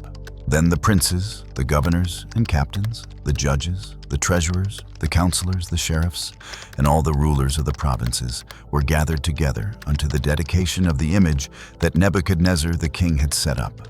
And they stood before the image that Nebuchadnezzar had set up. Then an herald cried aloud, "To you it is commanded, O people, nations, and languages, that at what time ye hear the sound of the cornet, flute, harp, sackbut, psaltery, dulcimer, and all kinds of music, ye fall down and worship the golden image that Nebuchadnezzar the king hath set up. And whoso falleth not down and worshipeth shall the same hour be cast into the midst of a burning fiery furnace. Therefore at that time, when all the people heard the sound of the cornet, flute, harp, sackbut, psaltery, and all kinds of music, all the people, the nations, and the languages fell down and worshipped the golden image that Nebuchadnezzar the king had set up. Wherefore at that time certain Chaldeans came near and accused the Jews. They spake and said to the king Nebuchadnezzar, O king, live forever. Thou, O king, hast made a decree that every man that shall hear the sound of the cornet, flute, harp, sackbut, psaltery, and dulcimer, and all kinds of music, shall fall down and worship the golden image. And whoso falleth not down and worshippeth, that he should be cast into the midst of a burning fiery furnace. There are certain Jews whom thou hast set over the affairs of the province of Babylon, Shadrach, Meshach, and Abednego. These men, O king, have not regarded thee. They serve not thy gods, nor worship the golden image which thou hast set up. Then Nebuchadnezzar, in his rage and fury, commanded to bring Shadrach, Meshach, and Abednego. Then they brought these men before the king. Nebuchadnezzar spake and said unto them, Is it true, O Shadrach, Meshach, and Abednego, do not ye serve my gods, nor worship the golden image which I have set up? Now if ye be ready, that at what time ye hear the sound of the cornet, flute, harp, sackbut, psaltery, and dulcimer, and all kinds of music, ye fall down and worship the image which I have made? Well, but if ye worship not, ye shall be cast the same hour into the midst of a burning fiery furnace. And who is that God that shall deliver you out of my hands? Shadrach, Meshach, and Abednego answered and said to the king, O Nebuchadnezzar, we are not careful to answer thee in this matter. If it be so, our God, whom we serve, is able to deliver us from the burning fiery furnace, and he will deliver us out of thine hand, O king. But if not, be it known unto thee, O king, that we will not serve thy gods, nor worship the golden image which thou hast set up. Then was Nebuchadnezzar full of fury, and the form of his visage was changed against Shadrach, Meshach, and Abednego. Therefore he spake and commanded that they should heat the furnace 17 times more than it was wont to be heated. And he commanded the most mighty men that were in his army to bind Shadrach, Meshach, and Abednego, and to cast them into the burning fiery furnace. Then these men were bound in their coats, their hosen, and their hats, and their other garments, and were cast into the midst of the burning fiery furnace. Therefore, because the king's commandment was urgent, and the furnace exceeding hot, the flame of the fire slew those men that took up Shadrach, Meshach, and Abednego. And these 3 men, Shadrach, Meshach, and Abednego, fell down bound into the midst of the burning fiery furnace. Then Nebuchadnezzar the king was astonied, and rose up in haste, and spake and said unto his counselors, Did not we cast 3 men bound into the midst of the fire? They answered and said unto the king, True, O king. He answered and said, Lo, I see 4 men loose walking in the midst of the fire, and they have no hurt. And the form of the 4th is like the Son of God. Then Nebuchadnezzar came near to the mouth of the burning fiery furnace, and spake and said, Shadrach, Meshach, and Abednego, ye servants of the Most High God, come forth, and come hither. Then Shadrach, Meshach, and Abednego came forth of the midst of the fire. And the princes, governors, and captains, and the king's counselors being gathered together, saw these men upon whose bodies the fire had no power, nor was an hair of their head singed, neither were their coats changed, nor the smell of fire had passed on them. Then Nebuchadnezzar spake and said, Blessed be the God of Shadrach, Meshach, and Abednego, who hath sent his angel and delivered his servants that trusted in him, and have changed the king's word, and yielded their bodies that they might not serve nor worship any god except their own God. Therefore I make a decree that every people, nation, and language, which speak anything amiss against the God of Shadrach, Meshach, and Abednego, shall be cut in pieces, and their houses shall be made a dunghill, because there is no other God that can deliver after this sort. Then the king promoted Shadrach, Meshach, and Abednego in the province of Babylon. Commentary for Daniel chapter 3. Nebuchadnezzar's golden image. Shadrach and his companions refuse to worship it. They are cast into a furnace, but are miraculously preserved. Nebuchadnezzar gives glory to Jehovah. Verses 1 through 7. In the height of the image, which measured about 30 yards, there was most likely included a pedestal, and it was probably covered with plates of gold rather than being a solid mass of that precious metal. Pride and bigotry often cause rulers to demand that their subjects follow their religion, whether it is right or wrong. When worldly advantage attracts and punishment intimidates, very few refuse. This comes easily to the careless, the sensual, and the unbelieving, who make up the majority, and most will simply follow along. There is hardly anything so wrong that the careless world will not be drawn to by the sound of music, or driven to by the threat of a fiery furnace. By such methods, false worship has often been established and maintained. Verses 8 through 18. True devotion calms the spirit, quiets it, and softens it, while superstition and devotion to false gods inflame human passions. The issue is reduced to a simple choice: turn or burn. Proud men are still ready to say, as Nebuchadnezzar did, "Who is the Lord that I should fear his power?" Shadrach, Meshach, and Abednego did not hesitate over whether they should comply. Life or death was not the deciding factor. Those who desire to avoid sin must not debate with temptation when the thing presented, whether alluring or frightening, is clearly evil. There should be no delay or negotiation, but a firm response, as Christ said, "Get thee behind me, Satan." They did not attempt to craft an evasive answer when a direct one was required.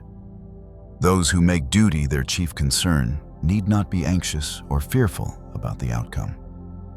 The faithful servants of God find him able to restrain and overrule all the powers arrayed against them. Lord, if thou wilt, thou canst. If God is for us, there is no reason to fear what man may do to us. God will deliver his people either from death or through death. They must obey God rather than men. They must choose suffering rather than sin. They must never do evil in order that good may come. Therefore, none of these threats moved them. Deliverance from sinful compliance was as great a miracle in the realm of grace as deliverance from the fiery furnace was in the realm of nature. Fear of man, love of the world, and especially lack of faith cause people to yield to temptation, while a firm conviction of the truth delivers them from denying Christ or being ashamed of him. We are called to be gentle in our responses, yet unwavering in our resolve to obey God rather than men. Verses 19 through 27. Let Nebuchadnezzar heat his furnace as fiercely as possible. A few moments would end the suffering of those thrown into it, but the fire of hell torments without destroying. Those who worship the beast and his image have no rest, no pause, no moment free from pain. At this moment the promise was fulfilled literally. When thou walkest through the fire, thou shalt not be burned. Leaving it to the same God who preserved them in the fire to bring them out, they walked freely in the midst of the flames, sustained and encouraged by the presence of the Son of God. Those who suffer for Christ experience his presence in their suffering, whether in the fiery furnace or in the valley of the shadow of death. Nebuchadnezzar acknowledged them as servants of the Most High God, a God who was able to deliver them out of his hand. Our God alone is the consuming fire. If we could see into the eternal world, we would behold the persecuted believer safe from the malice of enemies, while those enemies stand exposed to the wrath of God and the torment of unquenchable fire. Verses 28 through 30. What God did for these servants helped to keep the Jewish people faithful to their religion during captivity and cured them of idolatry. The miracle produced deep conviction in Nebuchadnezzar, though it did not result in a lasting change in his conduct. The same God who preserved these faithful Jews in the fiery furnace is fully able to uphold us in the hour of temptation and to keep us from falling into sin. Daniel, Chapter 4. Nebuchadnezzar, the king unto all people, nations, and languages that dwell in all the earth. Peace be multiplied unto you. I thought it good to show the signs and wonders that the high God hath wrought toward me. How great are his signs, and how mighty are his wonders. His kingdom is an everlasting kingdom, and his dominion is from generation to generation. I, Nebuchadnezzar, was at rest in mine house, and flourishing in my palace. I saw a dream which made me afraid, and the thoughts upon my bed and the visions of my head troubled me. Therefore made I a decree to bring in all the wise men of Babylon before me, that they might make known unto me the interpretation of the dream. Then came in the magicians, the astrologers, the Chaldeans, and the soothsayers, and I told the dream before them. But they did not make known unto me the interpretation thereof. But at the last, Daniel came in before me, whose name was Belteshazzar, according to the name of my God, and in whom is the spirit of the holy gods. And before him I told the dream, saying, O Belteshazzar, master of the magicians, because I know that the spirit of the holy gods is in thee, and no secret troubleth thee, tell me the visions of my dream that I have seen, and the interpretation thereof. Thus were the visions of mine head in my bed. I saw and behold a tree in the midst of the earth, and the height thereof was great. The tree grew and was strong, and the height thereof reached unto heaven, and the sight thereof to the end of all the earth. The leaves thereof were fair, and the fruit thereof much. And in it was meat, for all the beasts of the field had shadow under it. And the fowls of the heaven dwelt in the boughs thereof, and all flesh was fed of it. I saw in the visions of my head upon my bed, and behold, a watcher and an holy one came down from heaven. He cried aloud, and said thus, Hew down the tree and cut off his branches, shake off his leaves and scatter his fruit. Let the beasts get away from under it, and the fowls from his branches. Nevertheless, leave the stump of his roots in the earth, even with a band of iron and brass in the tender grass of the field. And let it be wet with the dew of heaven, and let his portion be with the beasts in the grass of the earth. Let his heart be changed from man's, and let a beast's heart be given unto him, and let 7 times pass over him. This matter is by the decree of the watchers, and the demand by the word of the holy ones, to the intent that the living may know that the Most High ruleth in the kingdom of men, and giveth it to whomsoever he will, and setteth up over it the basest of men. This dream I, King Nebuchadnezzar, have seen. Now thou, O Belteshazzar, declare the interpretation thereof, forasmuch as all the wise men of my kingdom are not able to make known unto me the interpretation, but thou art able. For the spirit of the holy gods is in thee. Then Daniel, whose name was Belteshazzar, was astonied for 1 hour, and his thoughts troubled him. The king spake and said, Belteshazzar, let not the dream or the interpretation thereof trouble thee. Belteshazzar answered and said, My lord, the dream be to them that hate thee, and the interpretation thereof to thine enemies. The tree that thou sawest, which grew and was strong, whose height reached unto the heaven, and the sight thereof to all the earth. Whose leaves were fair, and the fruit thereof much, and in it was meat for all. Under which the beasts of the field dwelt, and upon whose branches the fowls of the heaven had their habitation. It is thou, O king, that art grown, and become strong. For thy greatness is grown, and reacheth unto heaven, and thy dominion to the end of the earth. And whereas the king saw a watcher and an holy one coming down from heaven and saying, "Hew the tree down and destroy it, yet leave the stump of the roots thereof in the earth, even with a band of iron and brass, in the tender grass of the field, and let it be wet with the dew of heaven, and let his portion be with the beasts of the field, till 7 times pass over him." This is the interpretation, O king. And this is the decree of the Most High, which is come upon my lord the king, that they shall drive thee from men, and thy dwelling shall be with the beasts of the field. And they shall make thee to eat grass as oxen, and they shall wet thee with the dew of heaven, and 7 times shall pass over thee, till thou know that the Most High ruleth in the kingdom of men, and giveth it to whomsoever he will. And whereas they commanded to leave the stump of the tree roots, thy kingdom shall be sure unto thee, after that thou shalt have known that the heavens do rule.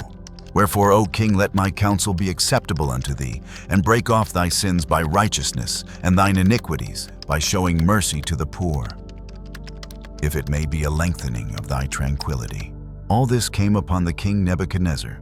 At the end of 12 months, he walked in the palace of the kingdom of Babylon.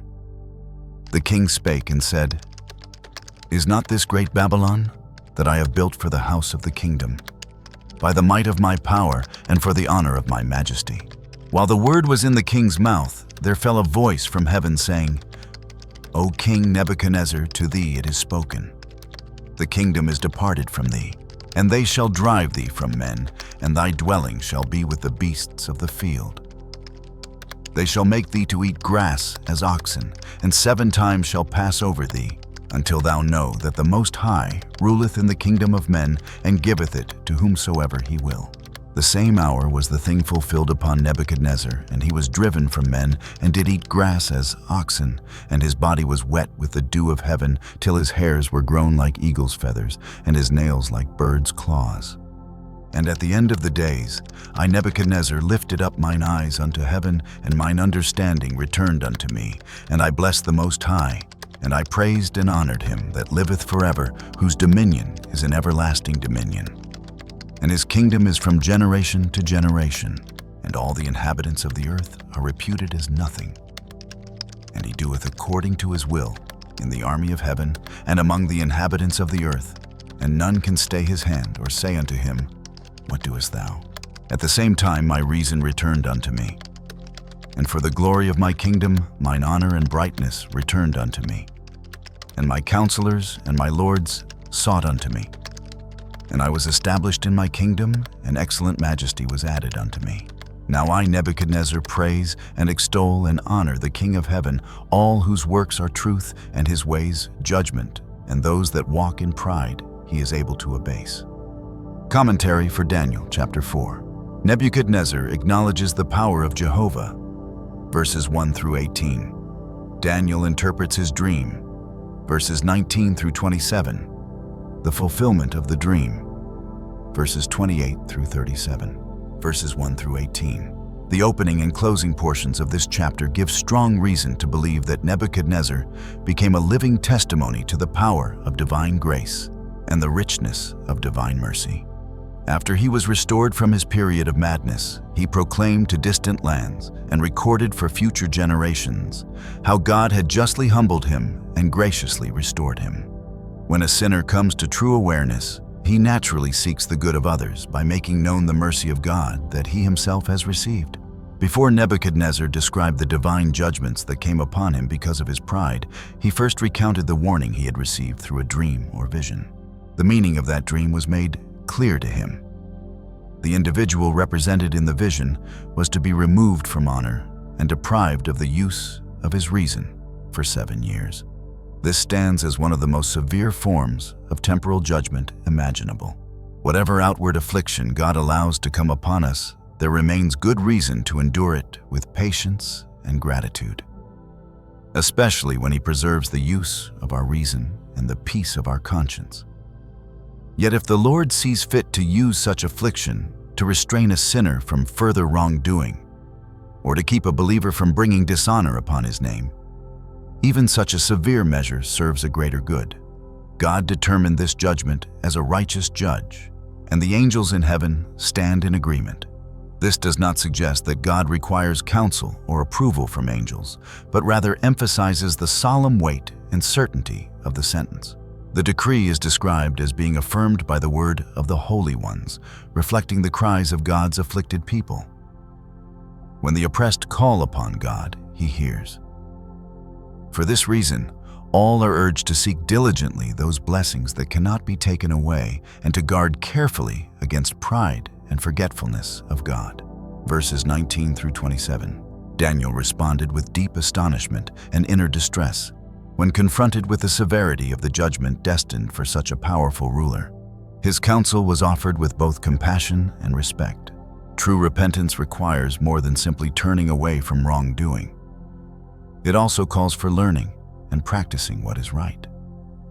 While repentance may not fully remove the announced judgment, it can delay its arrival or lessen its duration. Eternal loss is avoided by all who sincerely repent and turn toward God. Verses 28 through 37. Pride and self-exaltation often accompany positions of great power. Those who hold authority are especially prone to claiming for themselves the glory that belongs to God alone. While the king's proud declaration was still on his lips, the decisive word from God was spoken. His understanding faded, his memory failed, and the faculties of his rational mind collapsed. This serves as a sobering reminder of the care required to avoid actions that provoke divine correction. God stands opposed to the proud. Nebuchadnezzar sought to rise above human limits, and in justice, God humbled him below them.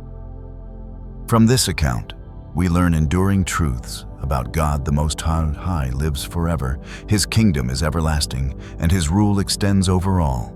His power remains unmatched and uncontested. When individuals are brought to honor God through confession of sin and acknowledgement of His sovereignty, they then stand ready to receive restoration. God not only returns what was lost through pride, but adds greater dignity through righteousness and grace. Affliction remains only as long as necessary to accomplish its purpose. There is strong reason to believe that Nebuchadnezzar became a true penitent and an accepted believer. Tradition suggests he lived no more than a year after his restoration. In this way, the Lord demonstrates His authority to humble those who walk in pride, while extending grace and comfort to the humble and broken-hearted who sincerely call upon Him. Daniel chapter 5.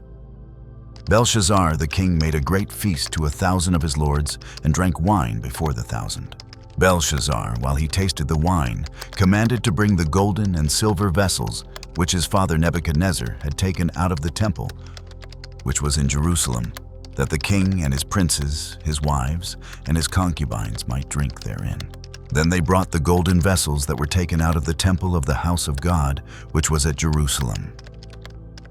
And the king and his princes, his wives, and his concubines drank in them. They drank wine and praised the gods of gold, and of silver, of brass, of iron, of wood, and of stone. In the same hour came forth fingers of a man's hand, and wrote over against the candlestick upon the plaster of the wall of the king's palace, and the king saw the part of the hand that wrote. Then the king's countenance was changed, and his thoughts troubled him, so that the joints of his loins were loosed, and his knees smote one against another. The king cried aloud to bring in the astrologers, the Chaldeans, and the soothsayers. And the king spake and said to the wise men of Babylon, Whosoever shall read this writing, and show me the interpretation thereof, shall be clothed with scarlet, and have a chain of gold about his neck, and shall be the third ruler in the kingdom. Then came in all the king's wise men, but they could not read the writing, nor make known to the king the interpretation thereof. Then was King Belshazzar greatly troubled, and his countenance was changed in him, and his lords were astonished. Now the queen, by reason of the words of the king and his lords, came into the banquet house, and the queen spake and said, O king, live forever. Let not thy thoughts trouble thee, nor let thy countenance be changed.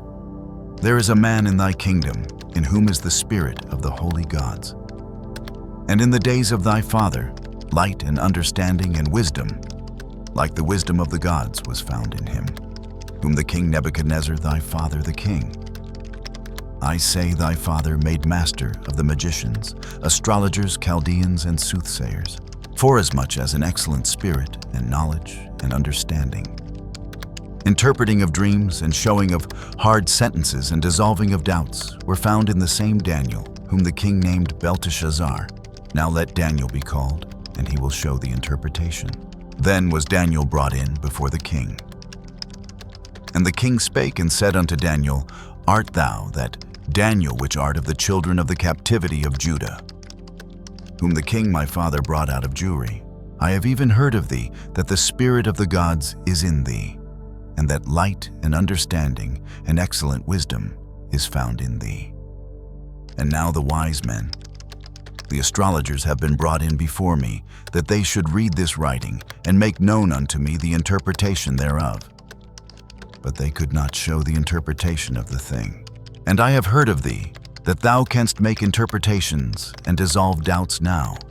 If thou canst read the writing and make known to me the interpretation thereof, thou shalt be clothed with scarlet, and have a chain of gold about thy neck, and shalt be the third ruler in the kingdom. Then Daniel answered and said before the king, Let thy gifts be to thyself, and give thy rewards to another.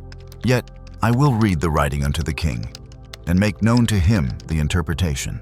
O thou king, the most high God gave Nebuchadnezzar thy father a kingdom, and majesty, and glory, and honor. And for the majesty that he gave him, all people, nations, and languages trembled and feared before him. Whom he would he slew, and whom he would he kept alive, and whom he would he set up, and whom he would he put down. But when his heart was lifted up, and his mind hardened in pride, he was deposed from his kingly throne, and they took his glory from him. And he was driven from the sons of men, and his heart was made like the beasts, and his dwelling was with the wild asses. They fed him with grass like oxen, and his body was wet with the dew of heaven. Till he knew that the Most High God ruled in the kingdom of men, and that he appointeth over it whomsoever he will. And thou, his son, O Belshazzar, hast not humbled thine heart, though thou knewest all this, but hast lifted up thyself against the Lord of heaven. And they have brought the vessels of his house before thee, and thou and thy lords, thy wives and thy concubines, have drunk wine in them. And thou hast praised the gods of silver and gold, of brass, iron, wood, and stone, which see not, nor hear, nor know. And the God in whose hand thy breath is, and whose are all thy ways, hast thou not glorified. Then was the part of the hand sent from him, and this writing was written. And this is the writing that was written, Mene, Mene, Tekel, Upharsin. This is the interpretation of the thing, Mene. God hath numbered thy kingdom and finished it. Tekel, thou art weighed in the balances, and art found wanting. Perez, thy kingdom is divided and given to the Medes and Persians. Then commanded Belshazzar, and they clothed Daniel with scarlet, and put a chain of gold about his neck, and made a proclamation concerning him, that he should be the third ruler in the kingdom. In that night was Belshazzar the king of the Chaldeans slain. And Darius the Median took the kingdom, being about 62 years old. Commentary for Daniel chapter 5. Belshazzar's impious feast and the handwriting on the wall, verses 1 through 9. Belshazzar openly defied the judgments of God. Most historians believe that at this very time, Cyrus was laying siege to Babylon. A sense of security and indulgence in pleasure often signals approaching destruction. Celebration becomes deeply sinful when sacred things are treated with disrespect. Many songs sung at modern feasts differ little from the praises once offered by pagans to their false gods. Observe how suddenly God struck terror into the hearts of Belshazzar and his nobles. The written word of God alone is sufficient to shake the confidence of the boldest sinner. What we already perceive of God through creation and through Scripture ought to fill us with solemn thoughts about what remains unseen. If this is only the finger of God, what must his arm be like when fully revealed? And who then is God himself? The king's own guilty conscience made it clear to him that he had no reason to expect favorable news from heaven. God is able in an instant to cause the strongest sinner's heart to tremble. He needs only to allow a person's own thoughts to turn against them. Those thoughts bring torment enough on their own. No physical pain compares to the inner anguish that can suddenly seize a sinner, even in the midst of laughter indulgence. and worldly splendor. At times, fear drives a person toward Christ in search of forgiveness and peace. Yet, many cry out only from fear of punishment without true repentance and seek relief through empty and deceptive means. The ignorance and uncertainty shown by many who consider themselves wise, especially concerning the Scriptures, often deepen despair, rather than relieve it, just as the ignorance of Babylon's wise men failed the king in his hour of need. Daniel is summoned to interpret the writing. Verses 10 through 17. Daniel had long been forgotten at court. He lived quietly and was about 90 years old at this time. Many people seek out servants of God to answer curious questions or solve difficult problems, yet fail to ask about the way of salvation or the path of obedience. Daniel showed no interest in the rewards offered to him. He addressed Belshazzar as one already condemned. If we truly understood by faith how near the end of this world truly is, we would regard its gifts and honors as insignificant. Yet even so, we are called to fulfill our duties faithfully and to serve the world in every way that truly matters. Daniel warns the king and pronounces judgment. Verses 18 through 31. Daniel read aloud the judgment pronounced against Belshazzar. The king had ignored the lessons learned from the judgment that fell upon Nebuchadnezzar. He had gone further by openly insulting God. Sinners often prefer gods that cannot see, hear, or know. Yet they will ultimately stand before the one to whom everything is fully exposed. Daniel explained the meaning of the words written on the wall. This judgment applies not only to Belshazzar, but to every sinner. At death, a person's days are numbered and brought to completion. After death comes judgment, when every life is weighed and found wanting. Following judgment comes separation, when the unrepentant are handed over to destruction. While these events unfolded in the palace, it is widely believed that Cyrus's army entered the city. With Belshazzar's death, Babylon quickly surrendered. In the same way, every unrepentant sinner will one day see God's word fulfilled, whether judged under the law while trusting in self-righteousness or under the gospel while hiding behind outward appearances. Daniel chapter 6. It pleased Darius to set over the kingdom 120 princes, which should be over the whole kingdom, and over these 3 presidents, of whom Daniel was first, that the princes might give accounts unto them, and the king should have no damage. Then this Daniel was preferred above the presidents and princes, because an excellent spirit was in him, and the king thought to set him over the whole realm. Then the presidents and princes sought to find occasion against Daniel concerning the kingdom. But they could find none occasion nor fault. For as much as he was faithful, neither was there any error or fault found in him. Then said these men, We shall not find any occasion against this Daniel, except we find it against him concerning the law of his God. Then these presidents and princes assembled together to the king, and said thus unto him, King Darius, live forever. All the presidents of the kingdom, the governors and the princes, the counselors and the captains have consulted together to establish a royal statute and to make a firm decree that whosoever shall ask a petition of any god or man for 30 days save of thee, O king, he shall be cast into the den of lions. Now, O king, establish the decree and sign the writing that it be not changed, according to the law of the Medes and Persians, which altereth not. Wherefore King Darius signed the writing and the decree. Now when Daniel knew that the writing was signed, he went into his house, and his windows being open in his chamber toward Jerusalem, he kneeled upon his knees 3 times a day, and prayed and gave thanks before his God as he did aforetime. Then these men assembled and found Daniel praying and making supplication before his God. Then they came near and spake before the king concerning the king's decree. Hast thou not signed a decree that every man that shall ask a petition of any god or man within 30 days save of thee, O king, shall be cast into the den of lions? The king answered and said, The thing is true according to the law of the Medes and Persians, which altereth not. Then answered they and said before the king, That Daniel, which is of the children of the captivity of Judah, regardeth not thee, O king, nor the decree that thou hast signed, but maketh his petition 3 times a day. Then the king, when when he heard these words, was sore displeased with himself, and set his heart on Daniel to deliver him. And he labored till the going down of the sun to deliver him. Then these men assembled unto the king, and said unto the king, Know, O king, that the law of the Medes and Persians is, that no decree nor statute which the king establisheth may be changed. Then the king commanded, and they brought Daniel, and cast him into the den of lions. Now the king spake, and said unto Daniel, Thy God whom thou servest, continually he will deliver thee. And a stone was brought and laid upon the mouth of the den. And the king sealed it with his own signet, and with the signet of his lords, that the purpose might not be changed concerning Daniel. Then the king went to his palace, and passed the night fasting.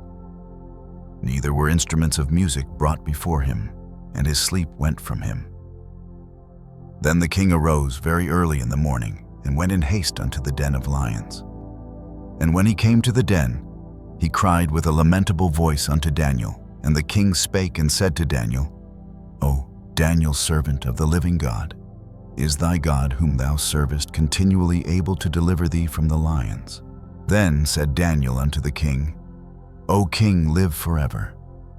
My God hath sent his angel, and hath shut the lions' mouths, that they have not hurt me, forasmuch as before him innocency was found in me. And also before thee, O king, have I done no hurt.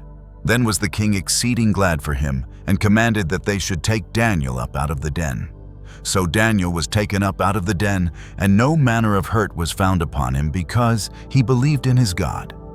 And the king commanded, and they brought those men which had accused Daniel, and they cast them into the den of lions, them, their children, and their wives. And the lions had the mastery of them, and brake all their bones in pieces, or ever they came at the bottom of the den. Then King Darius wrote unto all people, nations, and languages that dwell in all the earth, Peace be multiplied unto you. I make a decree that in every dominion of my kingdom men tremble and fear before the God of Daniel. For he is the living God and steadfast forever, and his kingdom that which shall not be destroyed, and his dominion shall be even unto the end. He delivereth and rescueth, and he worketh signs and wonders in heaven and in earth, who hath delivered Daniel from the power of the lions. So this Daniel prospered in the reign of Darius, and in the reign of Cyrus the Persian. Commentary for Daniel, Chapter VI. The malice of Daniel's enemies. His constancy in prayer. He is cast into the lion's den. His miraculous preservation. The decree of Darius, verses 1 through 5. To the glory of God, we observe that although Daniel was now very old, he remained capable in public service and steadfast in his faith. His long life had not weakened his integrity or diminished his devotion. It honors God when those who profess faith conduct themselves so faithfully that even their most watchful enemies find no ground for accusation except in matters concerning their obedience to God, where they act according to conscience rather than convenience. Verses 6 through 10. To forbid prayer for 30 days is during that time to deprive God of the worship he receives from humanity, and to deprive humanity of the comfort it receives from God. Every heart instinctively turns to God in times of need or distress. Human life itself depends daily upon God's provision, and yet the idea of living even 30 days without prayer exposes how lightly many regard their dependence on Him. It is worth reflecting that far more people go 30 days without sincere prayer voluntarily than those who serve God continually with humble and thankful hearts. Laws that persecute faith are often framed under false pretenses. Yet believers are not called to bitter complaint or harsh speech. Daniel maintained fixed times for prayer. He prayed openly and without concealment. Though burdened with great responsibilities, he never considered his duties an excuse to neglect devotion. How much more accountable, then, are those with fewer obligations who still fail to give even this measure of attention to their souls? In times of testing, caution must be taken lest what is called discretion becomes cowardice in God's cause. Those who abandon prayer, even to preserve their lives, ultimately prove themselves unwise. Daniel did not reduce his worship by omitting thanksgiving to shorten the danger. He fulfilled the whole duty of prayer. Prayer rests upon God's sufficiency as Creator and Redeemer, and upon humanity's need as fallen creatures. In every season of captivity, the believer's eyes must remain fixed on Christ, and their prayer must be directed. Verses 11 through 17. Faithful obedience toward God is often misrepresented as stubborn defiance of civil authority. Through lack of foresight, actions are sometimes taken that later bring deep regret, as King Darius experienced. Daniel, a man of proven virtue, was treated as a criminal and cast into the lion's den for no offense other than worshiping his God. The sealing of the den served a divine purpose, ensuring that Daniel's deliverance would be unmistakable. The king's own seal likely prevented Daniel's enemies from harming him.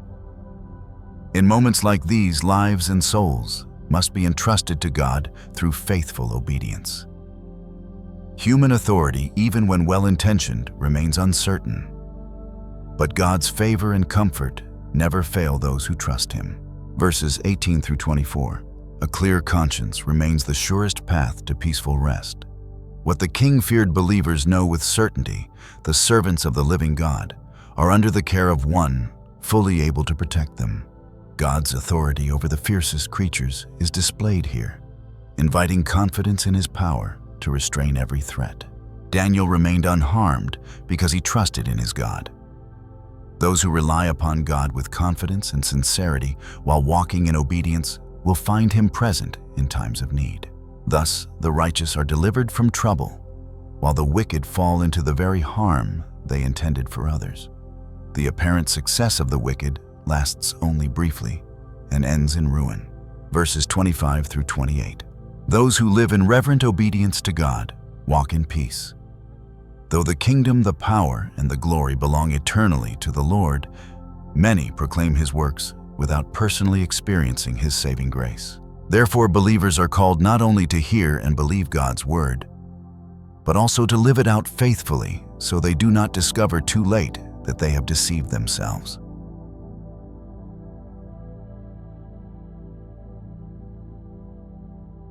Daniel chapter 7. In the first year of Belshazzar, king of Babylon, Daniel had a dream and visions of his head upon his bed. Then he wrote the dream and told the sum of the matters. Daniel spake and said, I saw in my vision by night, and behold, the four winds of the heaven strove upon the great sea. And four great beasts came up from the sea, diverse one from another. The first was like a lion, and had eagle's wings. I beheld till the wings thereof were plucked, and it was lifted up from the earth, and made stand upon the feet as a man, and a man's heart was given to it. And behold, another beast, a second like to a bear, and it raised up itself on one side, and it had 3 ribs in the mouth of it, between the teeth of it. And they said thus unto it, Arise, devour much flesh. After this I beheld, and lo, another, like a leopard, which had upon the back of it 4 wings of a fowl. The beast had also 4 heads, and dominion was given to it. After this I saw in the night visions, and behold, a 4th beast, dreadful and terrible, and strong exceedingly. And it had great iron teeth it devoured, and brake in pieces, and stamped the residue with the feet of it, and it was diverse from all the beasts that were before it, and it had 10 horns. I considered the horns, and behold, there came up among them another little horn, before whom there were 3 of the first horns plucked up by the roots. And behold, in this horn were eyes like the eyes of man, and a mouth speaking great things. I beheld till the thrones were cast down, and the Ancient of Days did sit, whose garment was white as snow, and the hair of his head like the pure wool. His throne was like the fiery flame, and his wheels as burning fire. A fiery stream issued and came forth from before him.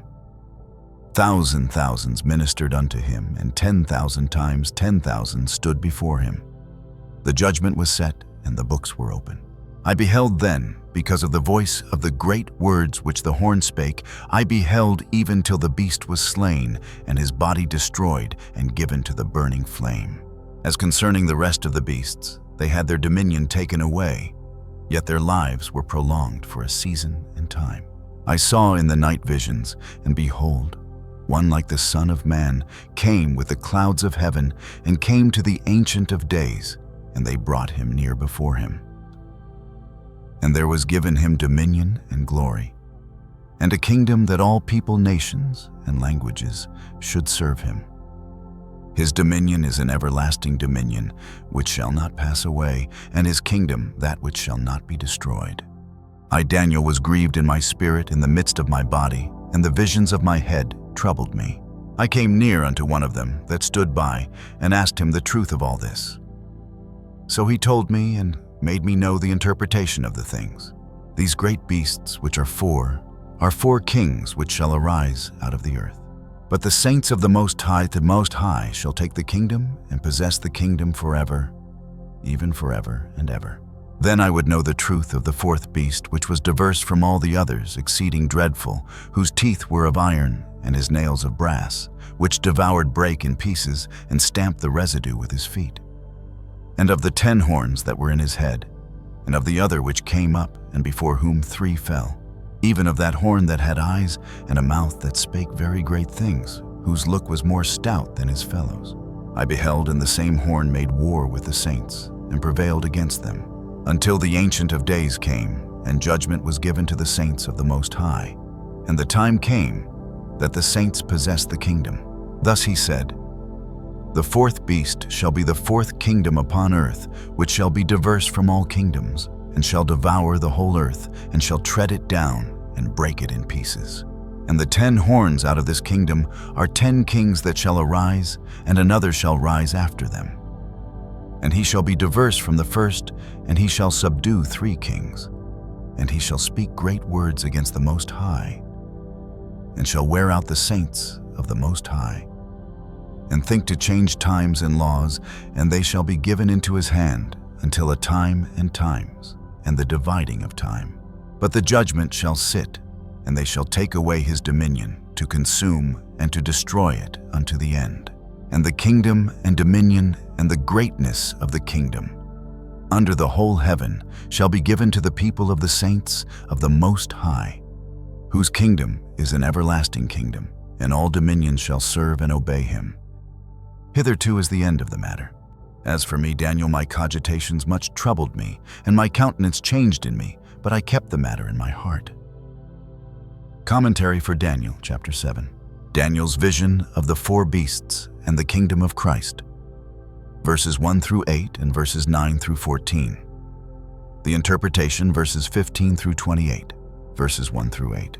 This vision presents the same prophetic framework that appeared earlier in the dream of King Nebuchadnezzar.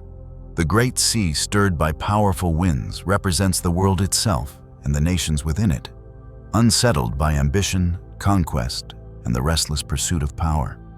The 4 beasts rising from the sea correspond to the same 4 empires symbolized by the 4 sections of Nebuchadnezzar's image. History shows that even the most powerful conquerors ultimately serve as instruments within God's larger purposes. Their authority reaches only as far as it is permitted. The beasts appear savage because they reflect the moral nature of empires driven by pride, violence, and domination. Yet each dominion operates within limits set by God. Their anger and ambition are used to accomplish divine judgment, and whatever remains beyond that purpose is restrained. Verses 9 through 14. These verses provide deep comfort and assurance to the people of God, especially during times of persecution. Many passages in the New Testament that speak of final judgment draw directly from this vision, particularly the scenes described in Revelation chapter 20, verses 11 and 12. Here the Messiah is called the Son of Man. He truly entered human history, sharing human weakness and appearance, yet he remains fully the Son of God. The central event foretold in this vision is the glorious return of Christ, when every opposing power is brought to an end and his kingdom becomes universal across the earth. Before that final revelation, Scripture teaches that the destiny of each person is determined at death. And before the end of all things, the Father openly grants to his incarnate Son, our mediator, and judge the inheritance of the nations who will ultimately acknowledge his rightful authority. Verses 15 through 28. It is always wise to seek a clear and faithful understanding of what God reveals. Those who desire understanding must approach him with earnest prayer. Daniel does exactly this, and the angel explains the vision plainly.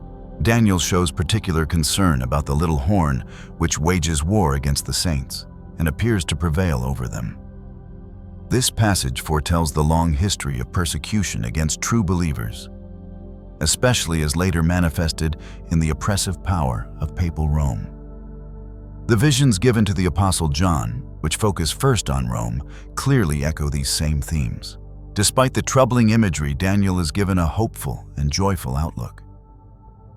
God's kingdom will prevail among humanity. This vision ultimately points to the second coming of Christ, when the kingdom of Satan is fully overthrown and the saints share in final victory. The saints of the Most High are promised the kingdom forever. This does not suggest that political authority is earned through personal holiness. Rather, it proclaims the establishment of the gospel kingdom, a realm defined by light, holiness, and love. This kingdom of grace offers real spiritual privileges and comfort, now serving as the first expression of the eternal kingdom still to come. The complete fulfillment of this promise lies in the everlasting joy of the saints in a kingdom that cannot be shaken. At Christ's return, the entire family of God will be gathered together, and this reunion will stand among the greatest blessings of his coming. Daniel chapter VIII. In the 3rd year of the reign of King Belshazzar, a vision appeared to me, even to me Daniel, after that which appeared to me at the first. And I saw in a vision. And it came to pass, when I saw that I was at Shushan in the palace, which is in the province of Elam. And I saw in a vision, and I was by the river of Ulai. Then I lifted up my eyes, and saw, and behold, there stood before the river a ram, which had 2 horns. The 2 horns were high, but one was higher than the other, and the higher came up last. I saw the ram pushing westward and northward and southward, so that no beasts might stand before him. Neither was there any that could deliver out of his hand. He did according to his will, and became great. And as I was considering, behold, a he-goat came from the west on the face of the whole earth, and touched not the ground. The goat had a notable horn between his eyes. He came to the ram that had 2 horns, which I had seen standing before the river, and ran unto him in the fury of his power. I saw him come close unto the ram, and he was moved with anger against him, and smote the ram and broke his 2 horns. There was no power in the ram to stand before him, but he cast him down to the ground and stamped upon him, and there was none that could deliver the ram out of his hand. Therefore the he-goat waxed very great, and when he was strong, the great horn was broken. In its place came up 4 notable ones toward the 4 winds of heaven. Out of one of them came forth a little horn, which waxed exceedingly great toward the south, toward the east, and toward the pleasant land. It waxed great even to the host of heaven, and it cast down some of the host and of the stars to the ground, and stamped upon them. Yes, he magnified himself even to the prince of the host, and by him the daily sacrifice was taken away, and the place of his sanctuary was cast down. An host was given him against the daily sacrifice by reason of transgression, and it cast down the truth to the ground. It practiced and prospered. Then I heard one saint speaking. And another saint said to that certain saint which spoke, How long shall be the vision concerning the daily sacrifice and the transgression of desolation, to give both the sanctuary and the host to be trodden under foot? And he said unto me, Unto 2,300 days, then shall the sanctuary be cleansed. It came to pass, when I Daniel had seen the vision and sought for the meaning. Then behold, there stood before me as the appearance of a man. I heard a man's voice between the banks of Ulai, which called and said, Gabriel, make this man to understand the vision. So he came near where I stood, and when he came I was afraid and fell upon my face. But he said unto me, Understand, O Son of Man, for at the time of the end shall be the vision. Now as he was speaking with me, I was in a deep sleep on my face toward the ground. But he touched me and set me upright. He said, Behold, I will make thee know what shall be in the last end of the indignation, for at the time appointed the end shall be. The ram which thou sawest having 2 horns are the kings of Media and Persia. The rough goat is the king of Grecia, and the great horn that is between his eyes is the first king.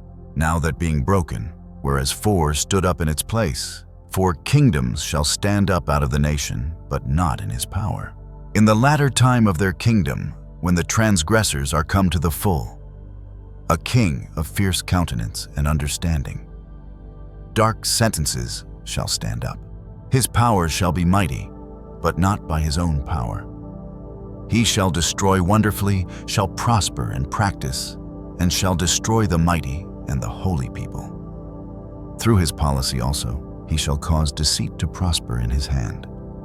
He shall magnify himself in his heart, and by peace shall destroy many. He shall also stand up against the prince of princes, but he shall be broken without hand. The vision of the evening and the morning which was told is true. Therefore shut thou up the vision, for it shall be for many days. And I, Daniel, fainted and was sick for certain days. Afterward I rose up and did the king's business. I was astonished at the vision, but none understood it. Commentary for Daniel, Chapter VIII. Daniel's vision of the ram and the he-goat, verses 1 through 14. The interpretation of the vision, verses 15 through 27, verses 1 through 14. God granted Daniel foresight into the downfall of kingdoms that in their own time appeared as powerful and unshakable as Babylon itself. If human beings could truly see the changes that will take place after they are gone, they would be far less disturbed by the changes happening in their own generation. The ram with 2 horns represents the second great empire, that of Media and Persia. Daniel saw this ram overcome by a he-goat, which symbolizes Alexander the Great. Alexander, though at the height of his strength and success, died around the age of 33. His sudden death revealed the emptiness of worldly glory and power, showing that neither fame nor conquest can bring lasting fulfillment. When people debate the cause of Alexander's death, the greater truth remains clear. The supreme first cause had no further purpose for him to fulfill. Once his role was complete, his life came to an end. In place of the single great horn, 4 notable horns arose, representing Alexander's 4 chief generals, who divided his empire after his death. From among these emerged a little horn that grew into a fierce persecutor of God's people and his church. This passage appears to point toward the rise of a powerful religious deception, which for a time spread widely and severely threatened the true faith that God himself had established. It advanced aggressively and at one point nearly overwhelmed the holy religion that God's own hand had planted. It is consistent with God's justice to remove the privileges of his house from those who treat them with contempt. Those who despise sacred things often come to understand their value only when they are taken away. Daniel was shown that the duration of this calamity was fixed and limited, though the exact starting point was not revealed. To understand the will of God, one must turn to Christ, in whom all treasures of wisdom and knowledge are found.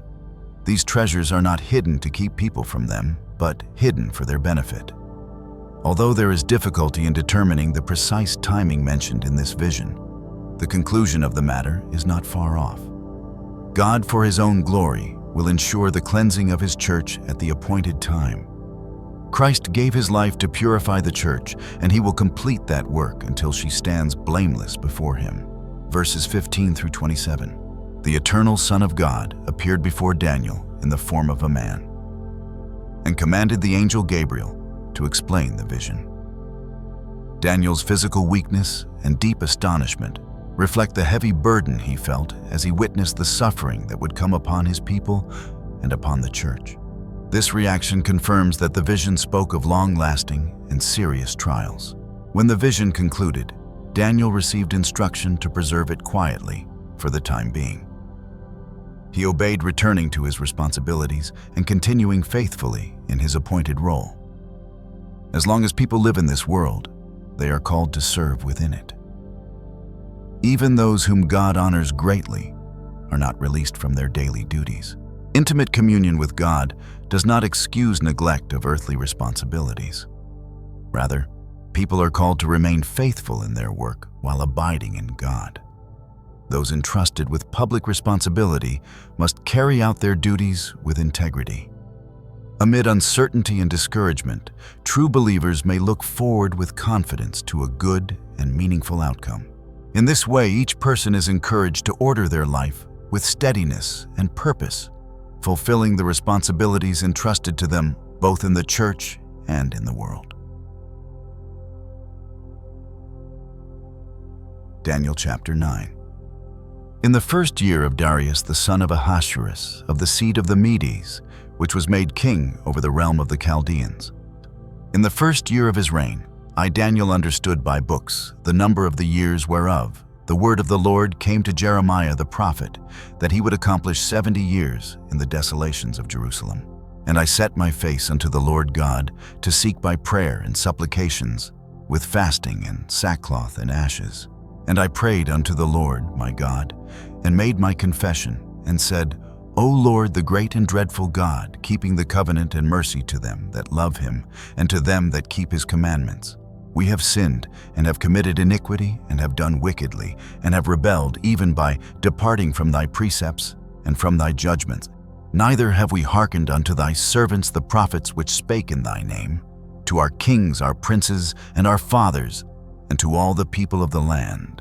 O Lord, righteousness belongeth unto thee, but unto us confusion of faces as at this day, to the men of Judah, and to the inhabitants of Jerusalem, and unto all Israel that are near and that are far off through all the countries whither thou hast driven them, because of their trespass that they have trespassed against thee. O Lord, to us belongeth confusion of face, to our kings, to our princes, and to our fathers, because we have sinned against thee. To the Lord our God belong mercies and forgivenesses, though we have rebelled against him. Neither have we obeyed the voice of the Lord our God, to walk in his laws, which he set before us by his servants the prophets. Yea, all Israel have transgressed thy law, even by departing, that they might not obey thy voice. Therefore the curse is poured upon us, and the oath that is written in the law of Moses the servant of God, because we have sinned against him. And he hath confirmed his words which he spake against us and against our judges, that judged us by bringing upon us a great evil. For under the whole heaven hath not been done as hath been done upon Jerusalem, as it is written in the law of Moses. All this evil is come upon us. Yet made we not our prayer before the Lord our God, that we might turn from our iniquities and understand thy truth. Therefore hath the Lord watched upon the evil, and brought it upon us, for the Lord our God is righteous in all his works which he doeth, for we obeyed not his voice. And now, O Lord our God, that hast brought thy people forth out of the land of Egypt with a mighty hand, and hast gotten thee renown, as at this day. We have sinned, we have done wickedly, O Lord, according to all thy righteousness. I beseech thee, let thine anger and thy fury be turned away from thy city, Jerusalem, thy holy mountain, because for our sins and for the iniquities of our fathers, Jerusalem and thy people are become a reproach to all that are about us. Now therefore, O our God, hear the prayer of thy servant and his supplications, and cause thy face to shine upon thy sanctuary, that is desolate for the Lord's sake. O my God, incline thine ear and hear. Open thine eyes and behold our desolations, and the city which is called by thy name. For we do not present our supplications before thee for our righteousnesses, but for thy great mercies. O Lord, hear. O Lord, forgive. O Lord, hearken and do. Defer not for thine own sake, O my God, for thy city and thy people are called by thy name. And whiles I was speaking and praying, and confessing my sin and the sin of my people Israel, and presenting my supplication before the Lord my God for the holy mountain of my God. Yea, whiles I was speaking in prayer, even the man Gabriel, whom I had seen in the vision at the beginning, being caused to fly swiftly, touched me about the time of the evening oblation. And he informed me and talked with me and said, O Daniel, I am now come forth to give thee skill and understanding. At the beginning of thy supplications, the commandment came forth, and I am come to show thee. For thou art greatly beloved, therefore understand the matter and consider the vision. 70 weeks are determined upon thy people and upon thy holy city to finish the transgression and to make an end of sins and to make reconciliation for iniquity and to bring in everlasting righteousness and to seal up the vision and prophecy and to anoint the most holy. Know therefore and understand that from the going forth of the commandment to restore and to build Jerusalem unto the Messiah, the prince shall be 7 weeks and 62 weeks. The street shall be built again, and the wall even in troublous times. And after 62 weeks shall Messiah be cut off, but not for himself. And the people of the prince that shall come shall destroy the city and the sanctuary. And the end thereof shall be with a flood, and unto the end of the war desolations are determined. And he shall confirm the covenant with many for 1 week.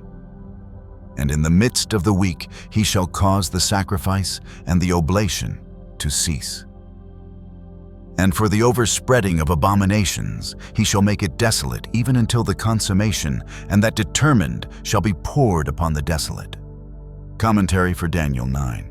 Daniel considers the time of the captivity, verses 1 through 3. Daniel learned from the books of the prophets, especially from the writings of Jeremiah, that the desolation of Jerusalem would continue for 70 years, a period that was now drawing to its close. God's promises are given to encourage prayer, not to make it unnecessary. And when we see their fulfillment approaching, we ought to plead those promises with God all the more earnestly. His confession of sin and prayer, verses 4 through 19. In every prayer, confession must be made not only of the sins we have committed, but also of our faith in God and our dependence upon Him, of our sorrow for sin, and of our firm resolve to turn away from it. Confession must truly be our own, the honest language of our convictions. Here we see Daniel's humble, serious, and devout address to God, in which he gives glory to Him as a God to be feared and as a God to be trusted. In prayer, we should look both to God's greatness and to His goodness, to His majesty and to His mercy. Here is a penitent confession of sin, acknowledged as the true cause of the troubles under which the people had groaned for so many years. All who would find mercy must confess their sins in this way. Here also is a self-abasing acknowledgement of the righteousness of God. For it is always the way of true penitence to justify God in His judgments. Afflictions are sent to turn people away from sin and to bring them to an understanding of God's truth. Here is a believing appeal to the mercy of God. It is a comfort to know that God has always been ready to pardon sin. It is encouraging to remember that mercies belong to God, just as it is humbling and convincing to remember that righteousness belongs to Him. With God, there are abundant mercies, not only forgiveness, but forgiveness in full measure. Daniel pleads the reproach under which God's people were suffering and the ruins in which God's sanctuary lay. Sin is a reproach to any people, but especially to the people of God. The desolations of the sanctuary are a grief to all the saints. Here is an earnest request for God to restore the poor captive Jews to their former blessings. O Lord, hear and act. Not merely hear and speak, but hear and act. Do for us what no one else can do, and do not delay. Several pleas and arguments are brought forward to strengthen these petitions. All is asked for the sake of the Lord Christ, for Christ is the Lord of all. For His sake, God causes His face to shine upon sinners when they repent and turn to Him. In all our prayers, this must be our plea. We must make mention of His righteousness and of His righteousness alone. The humble, fervent, believing earnestness of this prayer is an example that should always be followed. The revelation concerning the coming of the Messiah, verses 20 through 27. An answer was sent immediately to Daniel's prayer, and it was a deeply memorable one. While we cannot now expect God to send answers to our prayers through angels, if we pray with fervency for what God has promised, we may, by faith, receive the promise itself as an immediate answer, for He is faithful who has promised. Daniel was shown a far greater and more glorious redemption that God would accomplish for His church in the latter days. Those who desire to know Christ and His grace must be devoted to prayer. The evening offering was a foreshadowing of the great sacrifice Christ would offer in the final age of the world. Because of that sacrifice, Daniel's prayer was accepted. And for its sake, this glorious revelation of redeeming love was given to him. In verses 24 through 27, we find one of the most remarkable prophecies concerning Christ, his coming, and his salvation. It shows that the Jews are guilty of persistent unbelief in expecting another Messiah long after the time clearly appointed for his coming. The 70 weeks represent a day for a year, totaling 490 years. Near the end of this period, a sacrifice would be offered that would make full atonement for sin and bring in everlasting righteousness, securing the complete justification of every believer. Through the crucifixion of Jesus, the Jews committed the act that filled up the measure of their guilt and judgment followed upon the nation. All blessings bestowed on sinful humanity come through Christ's atoning sacrifice.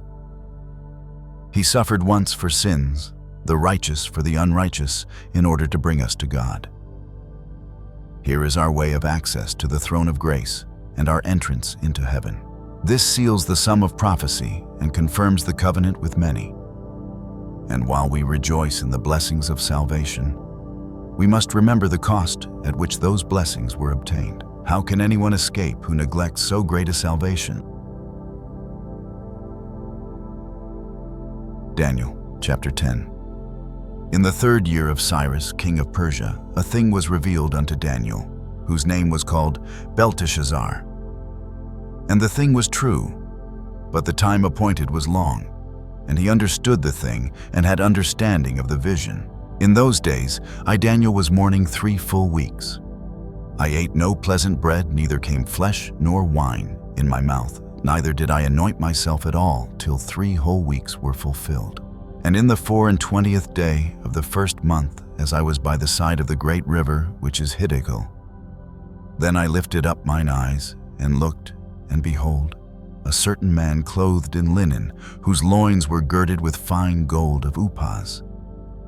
His body also was like the beryl, and his face as the appearance of lightning, and his eyes as lamps of fire, and his arms and his feet like in color to polished brass, and the voice of his words like the voice of a multitude. And I, Daniel, alone saw the vision, for the men that were with me saw not the vision. But a great quaking fell upon them, so that they fled to hide themselves. Therefore I was left alone, and saw this great vision, and there remained no strength in me, for my comeliness was turned in me into corruption, and I retained no strength. Yet heard I the voice of his words. And when I heard the voice of his words, then was I in a deep sleep on my face, and my face toward the ground. And behold, an hand touched me, which set me upon my knees and upon the palms of my hands. And he said unto me, O Daniel, a man greatly beloved, understand the words that I speak unto thee, and stand upright, for unto thee am I now sent. And when he had spoken this word unto me, I stood trembling. Then said he unto me, Fear not, Daniel, for from the first day that thou didst set thine heart to understand, and to chasten thyself before thy God, thy words were heard, and I am come for thy words. But the prince of the kingdom of Persia withstood me 21 days. But lo, Michael, one of the chief princes, came to help me, and I remained there with the kings of Persia. Now I am come to make thee understand what shall befall thy people in the latter days, for yet the vision is for many days. And when he had spoken such words unto me, I set my face toward the ground, and I became dumb. And behold, one like the similitude of the sons of men touched my lips. Then I opened my mouth and spake, and said unto him that stood before me, O my Lord, by the vision my sorrows are turned upon me, and I have retained no strength. For how can the servant of this my Lord talk with this my Lord? For as for me straightway there remained no strength in me, neither is there breath left in me. Then there came again and touched me one like the appearance of a man, and he strengthened me and said, O man greatly beloved, fear not, peace be unto thee. Be strong, yea, be strong. And when he had spoken unto me, I was strengthened, and said, Let my Lord speak, for thou hast strengthened me. Then said he, Knowest thou wherefore I come unto thee? And now will I return to fight with the prince of Persia. And when I am gone forth, lo, the prince of Grecia shall come. But I will show thee that which is noted in the scripture of truth. And there is none that holdeth with me in these things, but Michael your prince. Commentary for Daniel chapter 10, Daniel's vision near the river Hiddekel, verses 1 through 9. He is prepared for the revelation of future events, verses 10 through 21, verses 1 through 9. This chapter records the beginning of Daniel's final vision, which continues through the end of the book. A long period of time would pass before all that was revealed would be fulfilled, and much of it remains unaccomplished even now. In this vision, Christ appeared to Daniel in a form of great glory, and this should lead us to think of him with the highest reverence and honor. We are called to admire his humility and condescension toward us and toward our salvation. Daniel was left without strength.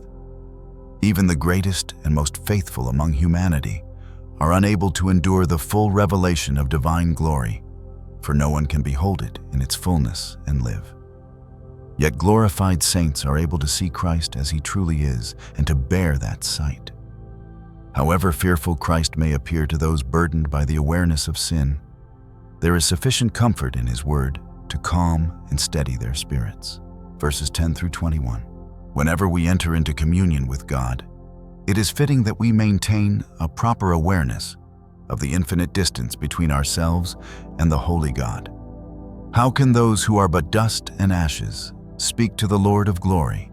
Nothing is more likely and nothing more effective in reviving the weary spirits of God's people than the assurance of his love toward them.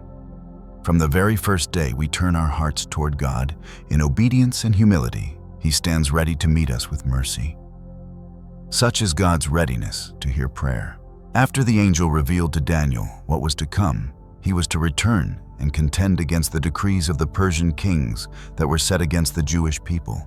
Angels serve as God's ministering servants, as described in the book of Hebrews, chapter 1, verse 14.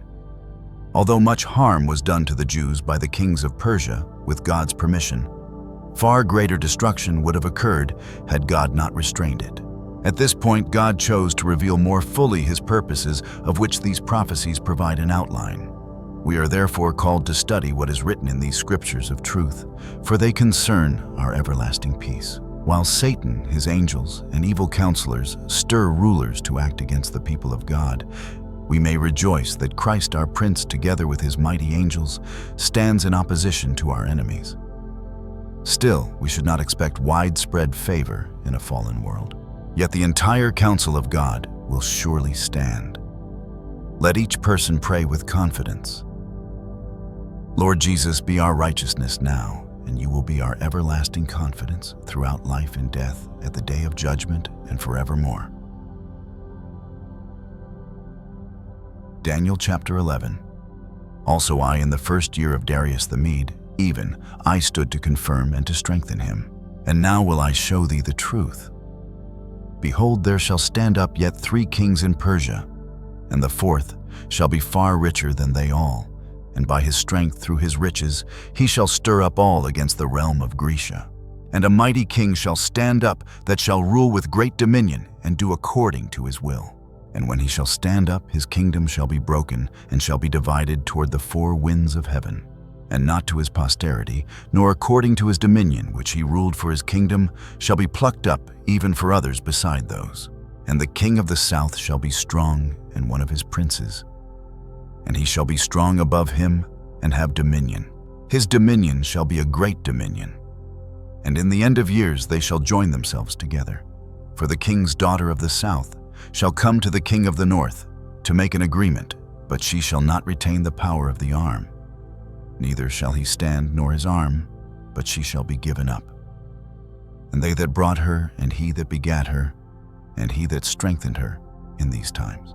But out of a branch of her roots shall one stand up in his estate, which shall come with an army, and shall enter into the fortress of the king of the north, and shall deal against them, and shall prevail, and shall also carry captives into Egypt, their gods with their princes, and with their precious vessels of silver and of gold.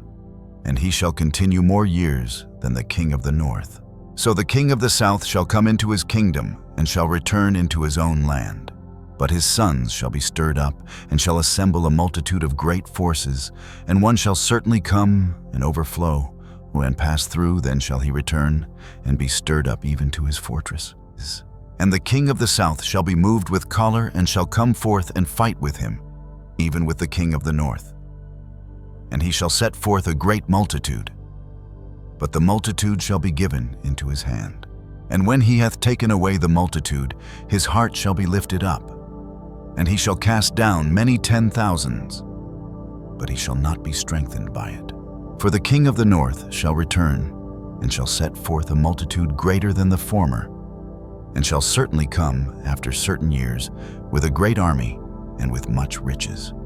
And in those times there shall many stand up against the king of the south. Also the robbers of thy people shall exalt themselves to establish the vision, but they shall fall. So the king of the north shall come and cast up a mount, and take the most fenced cities, and the arms of the south shall not withstand, neither his chosen people, neither shall there be any strength to withstand. But he that cometh against him shall do according to his own will, and none shall stand before him. And he shall stand in the glorious land which by his hand shall be consumed. He shall also set his face to enter with the strength of his whole kingdom, and upright ones with him. Thus shall he do, and he shall give him the daughter of women corrupting her. But she shall not stand on his side, neither be for him. After this shall he turn his face unto the isles, and shall take many. But a prince for his own behalf shall cause the reproach offered by him to cease. Without his own reproach he shall cause it to turn upon him. Then he shall turn his face toward the fort of his own land. But he shall stumble and fall, and not be found. Then shall stand up in his estate a raiser of taxes in the glory of the kingdom, but within few days he shall be destroyed, neither in anger nor in battle. And in his estate shall stand up a vile person, to whom they shall not give the honor of the kingdom. But he shall come in peaceably, and obtain the kingdom by flatteries. And with the arms of a flood shall they be overflown from before him, and shall be broken, yea, also the prince of the covenant. And after the league made with him, he shall work deceitfully, for he shall come up, and shall become strong with a small people. He shall enter peaceably, even upon the fattest places of the province. And he shall do that which his fathers have not done, nor his fathers' fathers. He shall scatter among them the prey and spoil and riches, yea, and he shall forecast his devices against the strongholds, even for a time. And he shall stir up his power and his courage against the king of the south with a great army. And the king of the south shall be stirred up to battle with a very great and mighty army. But he shall not stand, for they shall forecast devices against him. Ye they that feed of the portion of his meat shall destroy him, and his army shall overflow, and many shall fall down slain. And both these kings' hearts shall be to do mischief, and they shall speak lies at one table. But it shall not prosper, for yet the end shall be at the time appointed. Then shall he return into his land with great riches, and his heart shall be against the holy covenant. And he shall do exploits, and return to his own land. At the time appointed he shall return and come toward the south. But it shall not be as the former, or as the latter, for the ships of Chittim shall come against him. Therefore he shall be grieved and return, and have indignation against the holy covenant, so shall he do. He shall even return, and have intelligence with them that forsake the holy covenant. And arms shall stand on his part, and they shall pollute the sanctuary of strength, and shall take away the daily sacrifice, and they shall place the abomination that maketh desolate. And such as do wickedly against the covenant shall he corrupt by flatteries, but the people that do know their God shall be strong and do exploits. And they that understand among the people shall instruct many. Yet they shall fall by the sword, and by flame by captivity, and by spoil many days. Now when they shall fall, they shall be holpen with a little help, but many shall cleave to them with flatteries. And some of them of understanding shall fall to try them, and to purge, and to make them white, even to the time of the end, because it is yet for a time appointed. And the king shall do according to his will. And he shall exalt himself, and magnify himself above every god, and shall speak marvelous things against the God of gods, and shall prosper till the indignation be accomplished, for that that is determined shall be done. Neither shall he regard the God of his fathers, nor the desire of women, nor regard any god, for he shall magnify himself above all. But in his estate shall he honor the God of forces, and a God whom his fathers knew not shall he honor with gold and silver, and with precious stones and pleasant things. Thus shall he do in the most strongholds with a strange God, whom he shall acknowledge and increase with glory. And he shall cause them to rule over many, and shall divide the land for gain.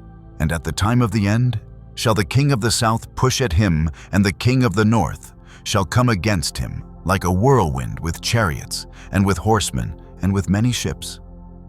And he shall enter into the countries, and shall overflow and pass over. He shall enter also into the glorious land, and many countries shall be overthrown. But these shall escape out of his hand, even Edom and Moab, and the chief of the children of Ammon. He shall stretch forth his hand also upon the countries, and the land of Egypt shall not escape. But he shall have power over the treasures of gold and of silver, and over all the precious things of Egypt, and the Libyans and the Ethiopians shall be at his steps. But tidings out of the east and out of the north shall trouble him. Therefore he shall go forth with great fury, to destroy and utterly to make away many. And he shall plant the tabernacles of his palace between the seas in the glorious holy mountain. Yet he shall come to his end, and none shall help him. Commentary for Daniel 11. The vision of the scriptures of truth, verses 1 through 30. In this portion of the vision, the angel reveals to Daniel the succession of the Persian and Grecian empires. Particular attention is given to the kings of Egypt and Syria, whose dominions surrounded Judea. Because Judea lay between these two powers, it was repeatedly affected by their conflicts and ambitions. From verse 5 through verse 30, the prophecy is generally understood to describe events that occurred during the continuation of these rival governments. From verse 21 onward, the passage is commonly applied to Antiochus Epiphanes, a ruler notorious for his cruelty and violent persecution of the Jewish people. This section shows how fleeting and fragile worldly pomp and possessions truly are, along with the power by which they are obtained. God in his providence raises up one ruler and brings down another according to his will. The world remains filled with wars and conflicts, which arise from human desires and ambitions. All changes and revolutions among nations and kingdoms, and every significant event in history stand fully known to God beforehand. No word spoken by God ever falls to the ground. Everything he has purposed and declared comes to pass with absolute certainty. While the nations of the earth struggle against one another, prevailing for a time, and then falling, deceiving others, and being deceived themselves, those who truly know God place their trust in him. God strengthens them to stand firm, to carry their burdens, and to endure the conflict set before them. Verses 31 through 45. The remainder of this prophecy presents greater difficulty, and interpreters differ widely in their understanding of its details. From the reign of Antiochus, the prophecy appears to move forward toward the figure of Antichrist. References are commonly understood to point toward the Roman Empire, the fourth great monarchy across its pagan phase, its early Christian period, and its later papal form. The end of the Lord's discipline upon his people draws near, just as the limit of his patience toward their enemies also approaches. If we desire to escape the ruin that comes upon the unbeliever, the idolater, the superstitious, and the cruel persecutor, as well as upon those who live without reverence for God, we must take the Word of God as our standard of truth and duty. It must become the foundation of our hope and the guiding light for our path through this present world, leading us toward the glorious inheritance prepared above. Daniel chapter 12. And at that time shall Michael stand up, the great prince, which standeth for the children of thy people. And there shall be a time of trouble such as never was, since there was a nation even to that same time. And at that time thy people shall be delivered, every one that shall be found, written in the book. And many of them that sleep in the dust of the earth shall awake, some to everlasting life, and some to shame and everlasting contempt. And they that be wise shall shine as the brightness of the firmament, and they that turn many to righteousness as the stars forever and ever. But thou, O Daniel, shut up the words, and seal the book even to the time of the end. Many shall run to and fro, and knowledge shall be increased. Then I, Daniel, looked, and behold, there stood other two, the one on this side of the bank of the river, and the other on that side of the bank of the river. And one said to the man, clothed in linen, which was upon the waters of the river, How long shall it be to the end of these wonders? And I heard the man clothed in linen, which was upon the waters of the river, when he held up his right hand and his left hand unto heaven, and swear by him that liveth forever, that it shall be for a time, times, and an half. And when he shall have accomplished to scatter the power of the holy people, all these things shall be finished. And I heard, but I understood not. Then said I, O my Lord, what shall be the end of these things? And he said, Go thy way, Daniel, for the words are closed up and sealed till the time of the end. Many shall be purified and made white and tried. But the wicked shall do wickedly, and none of the wicked shall understand. But the wise shall understand. And from the time that the daily sacrifice shall be taken away, and the abomination that maketh desolate set up there, shall be 1,290 days. Blessed is he that waiteth and cometh to the 1,330 days. But go thou thy way, till the end be, for thou shalt rest and stand in thy lot at the end of the days. Commentary for Daniel chapter 12. The conclusion of the vision of the Scriptures of truth. Verses 1 through 4. The times of the continuance of these events. Verses 5 through 13. Verses 1 through 4. Michael signifies who is like God, and his name together with the title, the Great Prince, points to the divine Savior. Christ stood for the children of his people in their place as a sacrifice. He bore the curse for them in order to remove it from them. He stands for them now by pleading their cause at the throne of grace. And after the destruction of Antichrist, the Lord Jesus shall stand in the latter day upon the earth, appearing for the complete redemption of all his people. When God brings deliverance from persecution to his people, it is like life from the dead. When the gospel is preached, many who sleep in the dust, both Jews and Gentiles, are awakened from spiritual death, whether from paganism or from hardened Judaism. And at the end, the multitude who sleep in the dust of the earth shall awaken. Some will rise to everlasting life, and others to shame and everlasting contempt. There is glory reserved in the future state for all the saints, for all who are truly wise in regard to their souls and eternity. Those who turn many to righteousness, who turn sinners away from the error of their ways, and help to save their souls from death, as written in James chapter 5, verse 20, will share in the glory of those they have helped toward heaven. That shared joy will add to their own glory.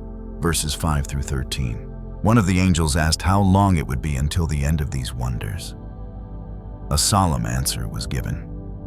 It would be for a time, times, and half a time, the same period mentioned in Chapter 7, verse 25, and again in the book of Revelation.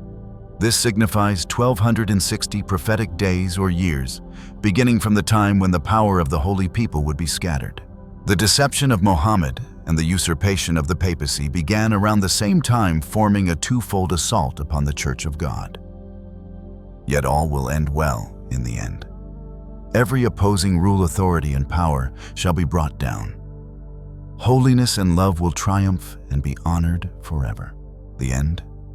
This end will surely come.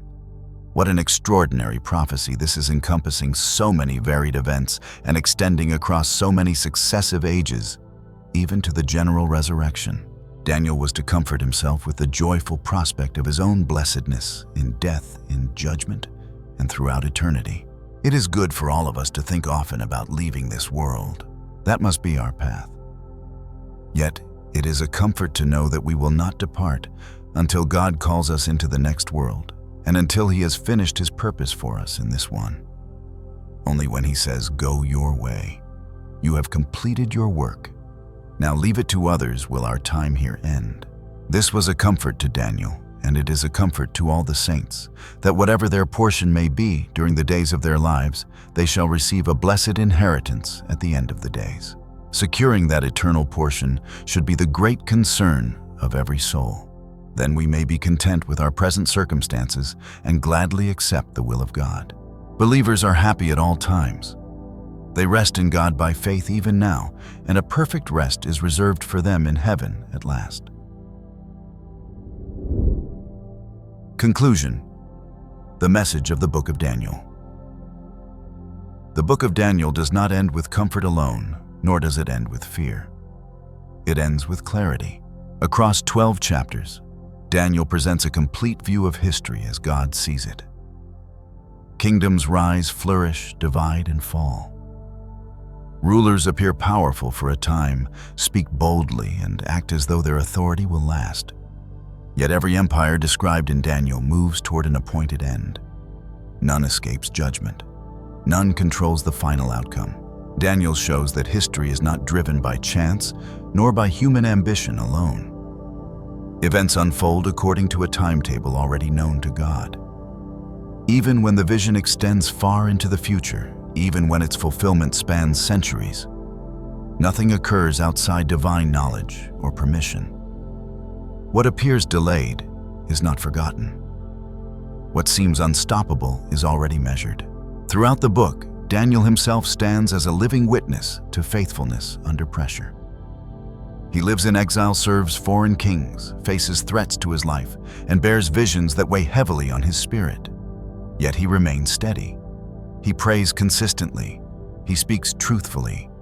He accepts responsibility without seeking control over outcomes. His life shows that faithfulness does not require favorable circumstances. It requires a settled heart. The visions given to Daniel reveal conflict, suffering, persecution, and prolonged trials for the people of God. They do not promise an easy path. They show seasons when truth is opposed, when power is abused, and when righteousness appears outmatched.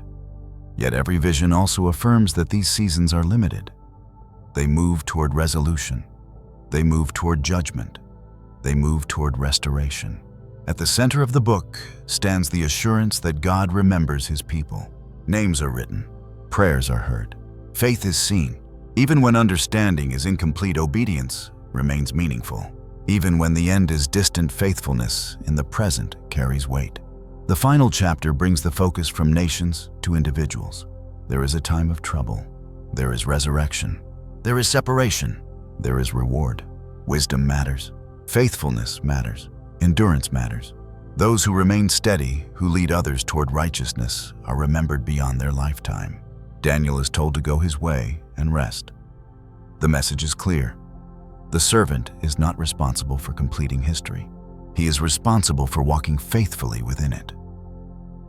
God carries the burden of fulfillment. The book of Daniel leaves the reader with a quiet but firm truth. History is moving toward a conclusion already set. God remains sovereign through every age. Faithfulness retains value even when results are unseen. And those who trust God with their lives will find that their lot is secure at the end of the days. This is not a book meant to stir speculation alone. It is meant to form character. It calls the reader to humility, perseverance, reverence, and trust. It teaches patience without passivity, courage without pride, and hope without illusion. And when the visions close, the final invitation remains simple. Go your way. Remain faithful.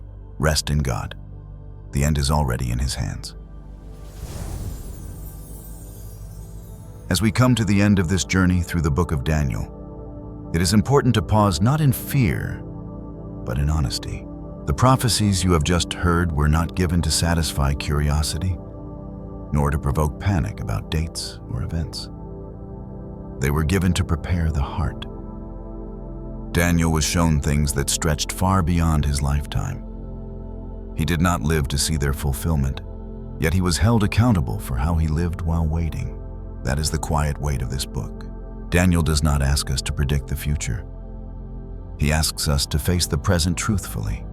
Kingdoms rise, systems collapse, power shifts, pressure increases, and in every generation the same question remains: who do you belong to when the world demands your allegiance? The prophecies that feel terrifying are not terrifying because they reveal chaos. They are terrifying because they expose how fragile human control truly is. They show how quickly confidence turns into confusion, how authority turns into oppression, and how comfort can dull discernment. Yet Daniel also shows something else, something steadier. God does not lose track of time. He does not react late. He does not scramble to respond. What appears sudden to humanity has already been weighed. What feels overwhelming has already been limited. Even the darkest visions are bounded by a clear truth: they end. And in the middle of all this, God pays close attention to individuals. He notices prayer spoken quietly. He honors obedience practiced consistently. He strengthens those who refuse to compromise their conscience. Daniel was not spared difficulty, but he was never abandoned. His peace did not come from knowing outcomes. It came from trusting the one who governs outcomes. As you prepare to rest tonight, let this be what settles your heart. You are not required to solve prophecy. You are not required to predict timelines. You are not required to carry the weight of history. You are only asked to remain faithful in your place. God's work continues whether you are awake or asleep. History does not depend on your vigilance. The world does not rest on your shoulders. There is permission here to release anxiety, to release control, and to rest. Daniel was told to go his way and rest. That invitation is still open, so breathe slowly. Let the noise of speculation fade. Let the weight of fear loosen its grip. What needs to be fulfilled will be fulfilled. What needs to be judged will be judged. What needs to be restored will be restored. And none of it depends on you staying awake tonight. The moral lesson. What the book of Daniel teaches us now. The book of Daniel teaches that moral clarity matters more than political stability. Truth matters more than survival. Integrity matters more than influence. Daniel did not resist kings with violence. He resisted compromise with consistency. He did not shout. He did not panic. He prayed. He obeyed. He trusted. The greatest danger revealed in Daniel is not persecution. It is pride.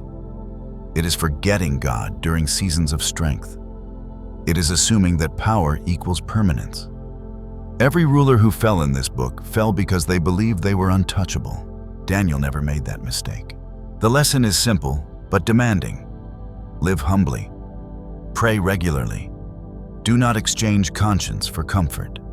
Do not trade truth for security. History rewards strength briefly. God honors faithfulness eternally. And when fear rises, whether about the future, the world, or the year ahead, remember this.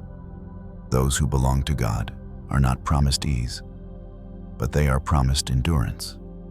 They are not promised exemption from trials, but they are promised purpose within them. The final words of Daniel are not about terror. They are about rest. You will rest. You will stand in your allotted place. You will not be forgotten. That is the final message. Now let your body rest. Let your mind slow down. Let your heart be still. God is awake. History is held, and you are safe to sleep.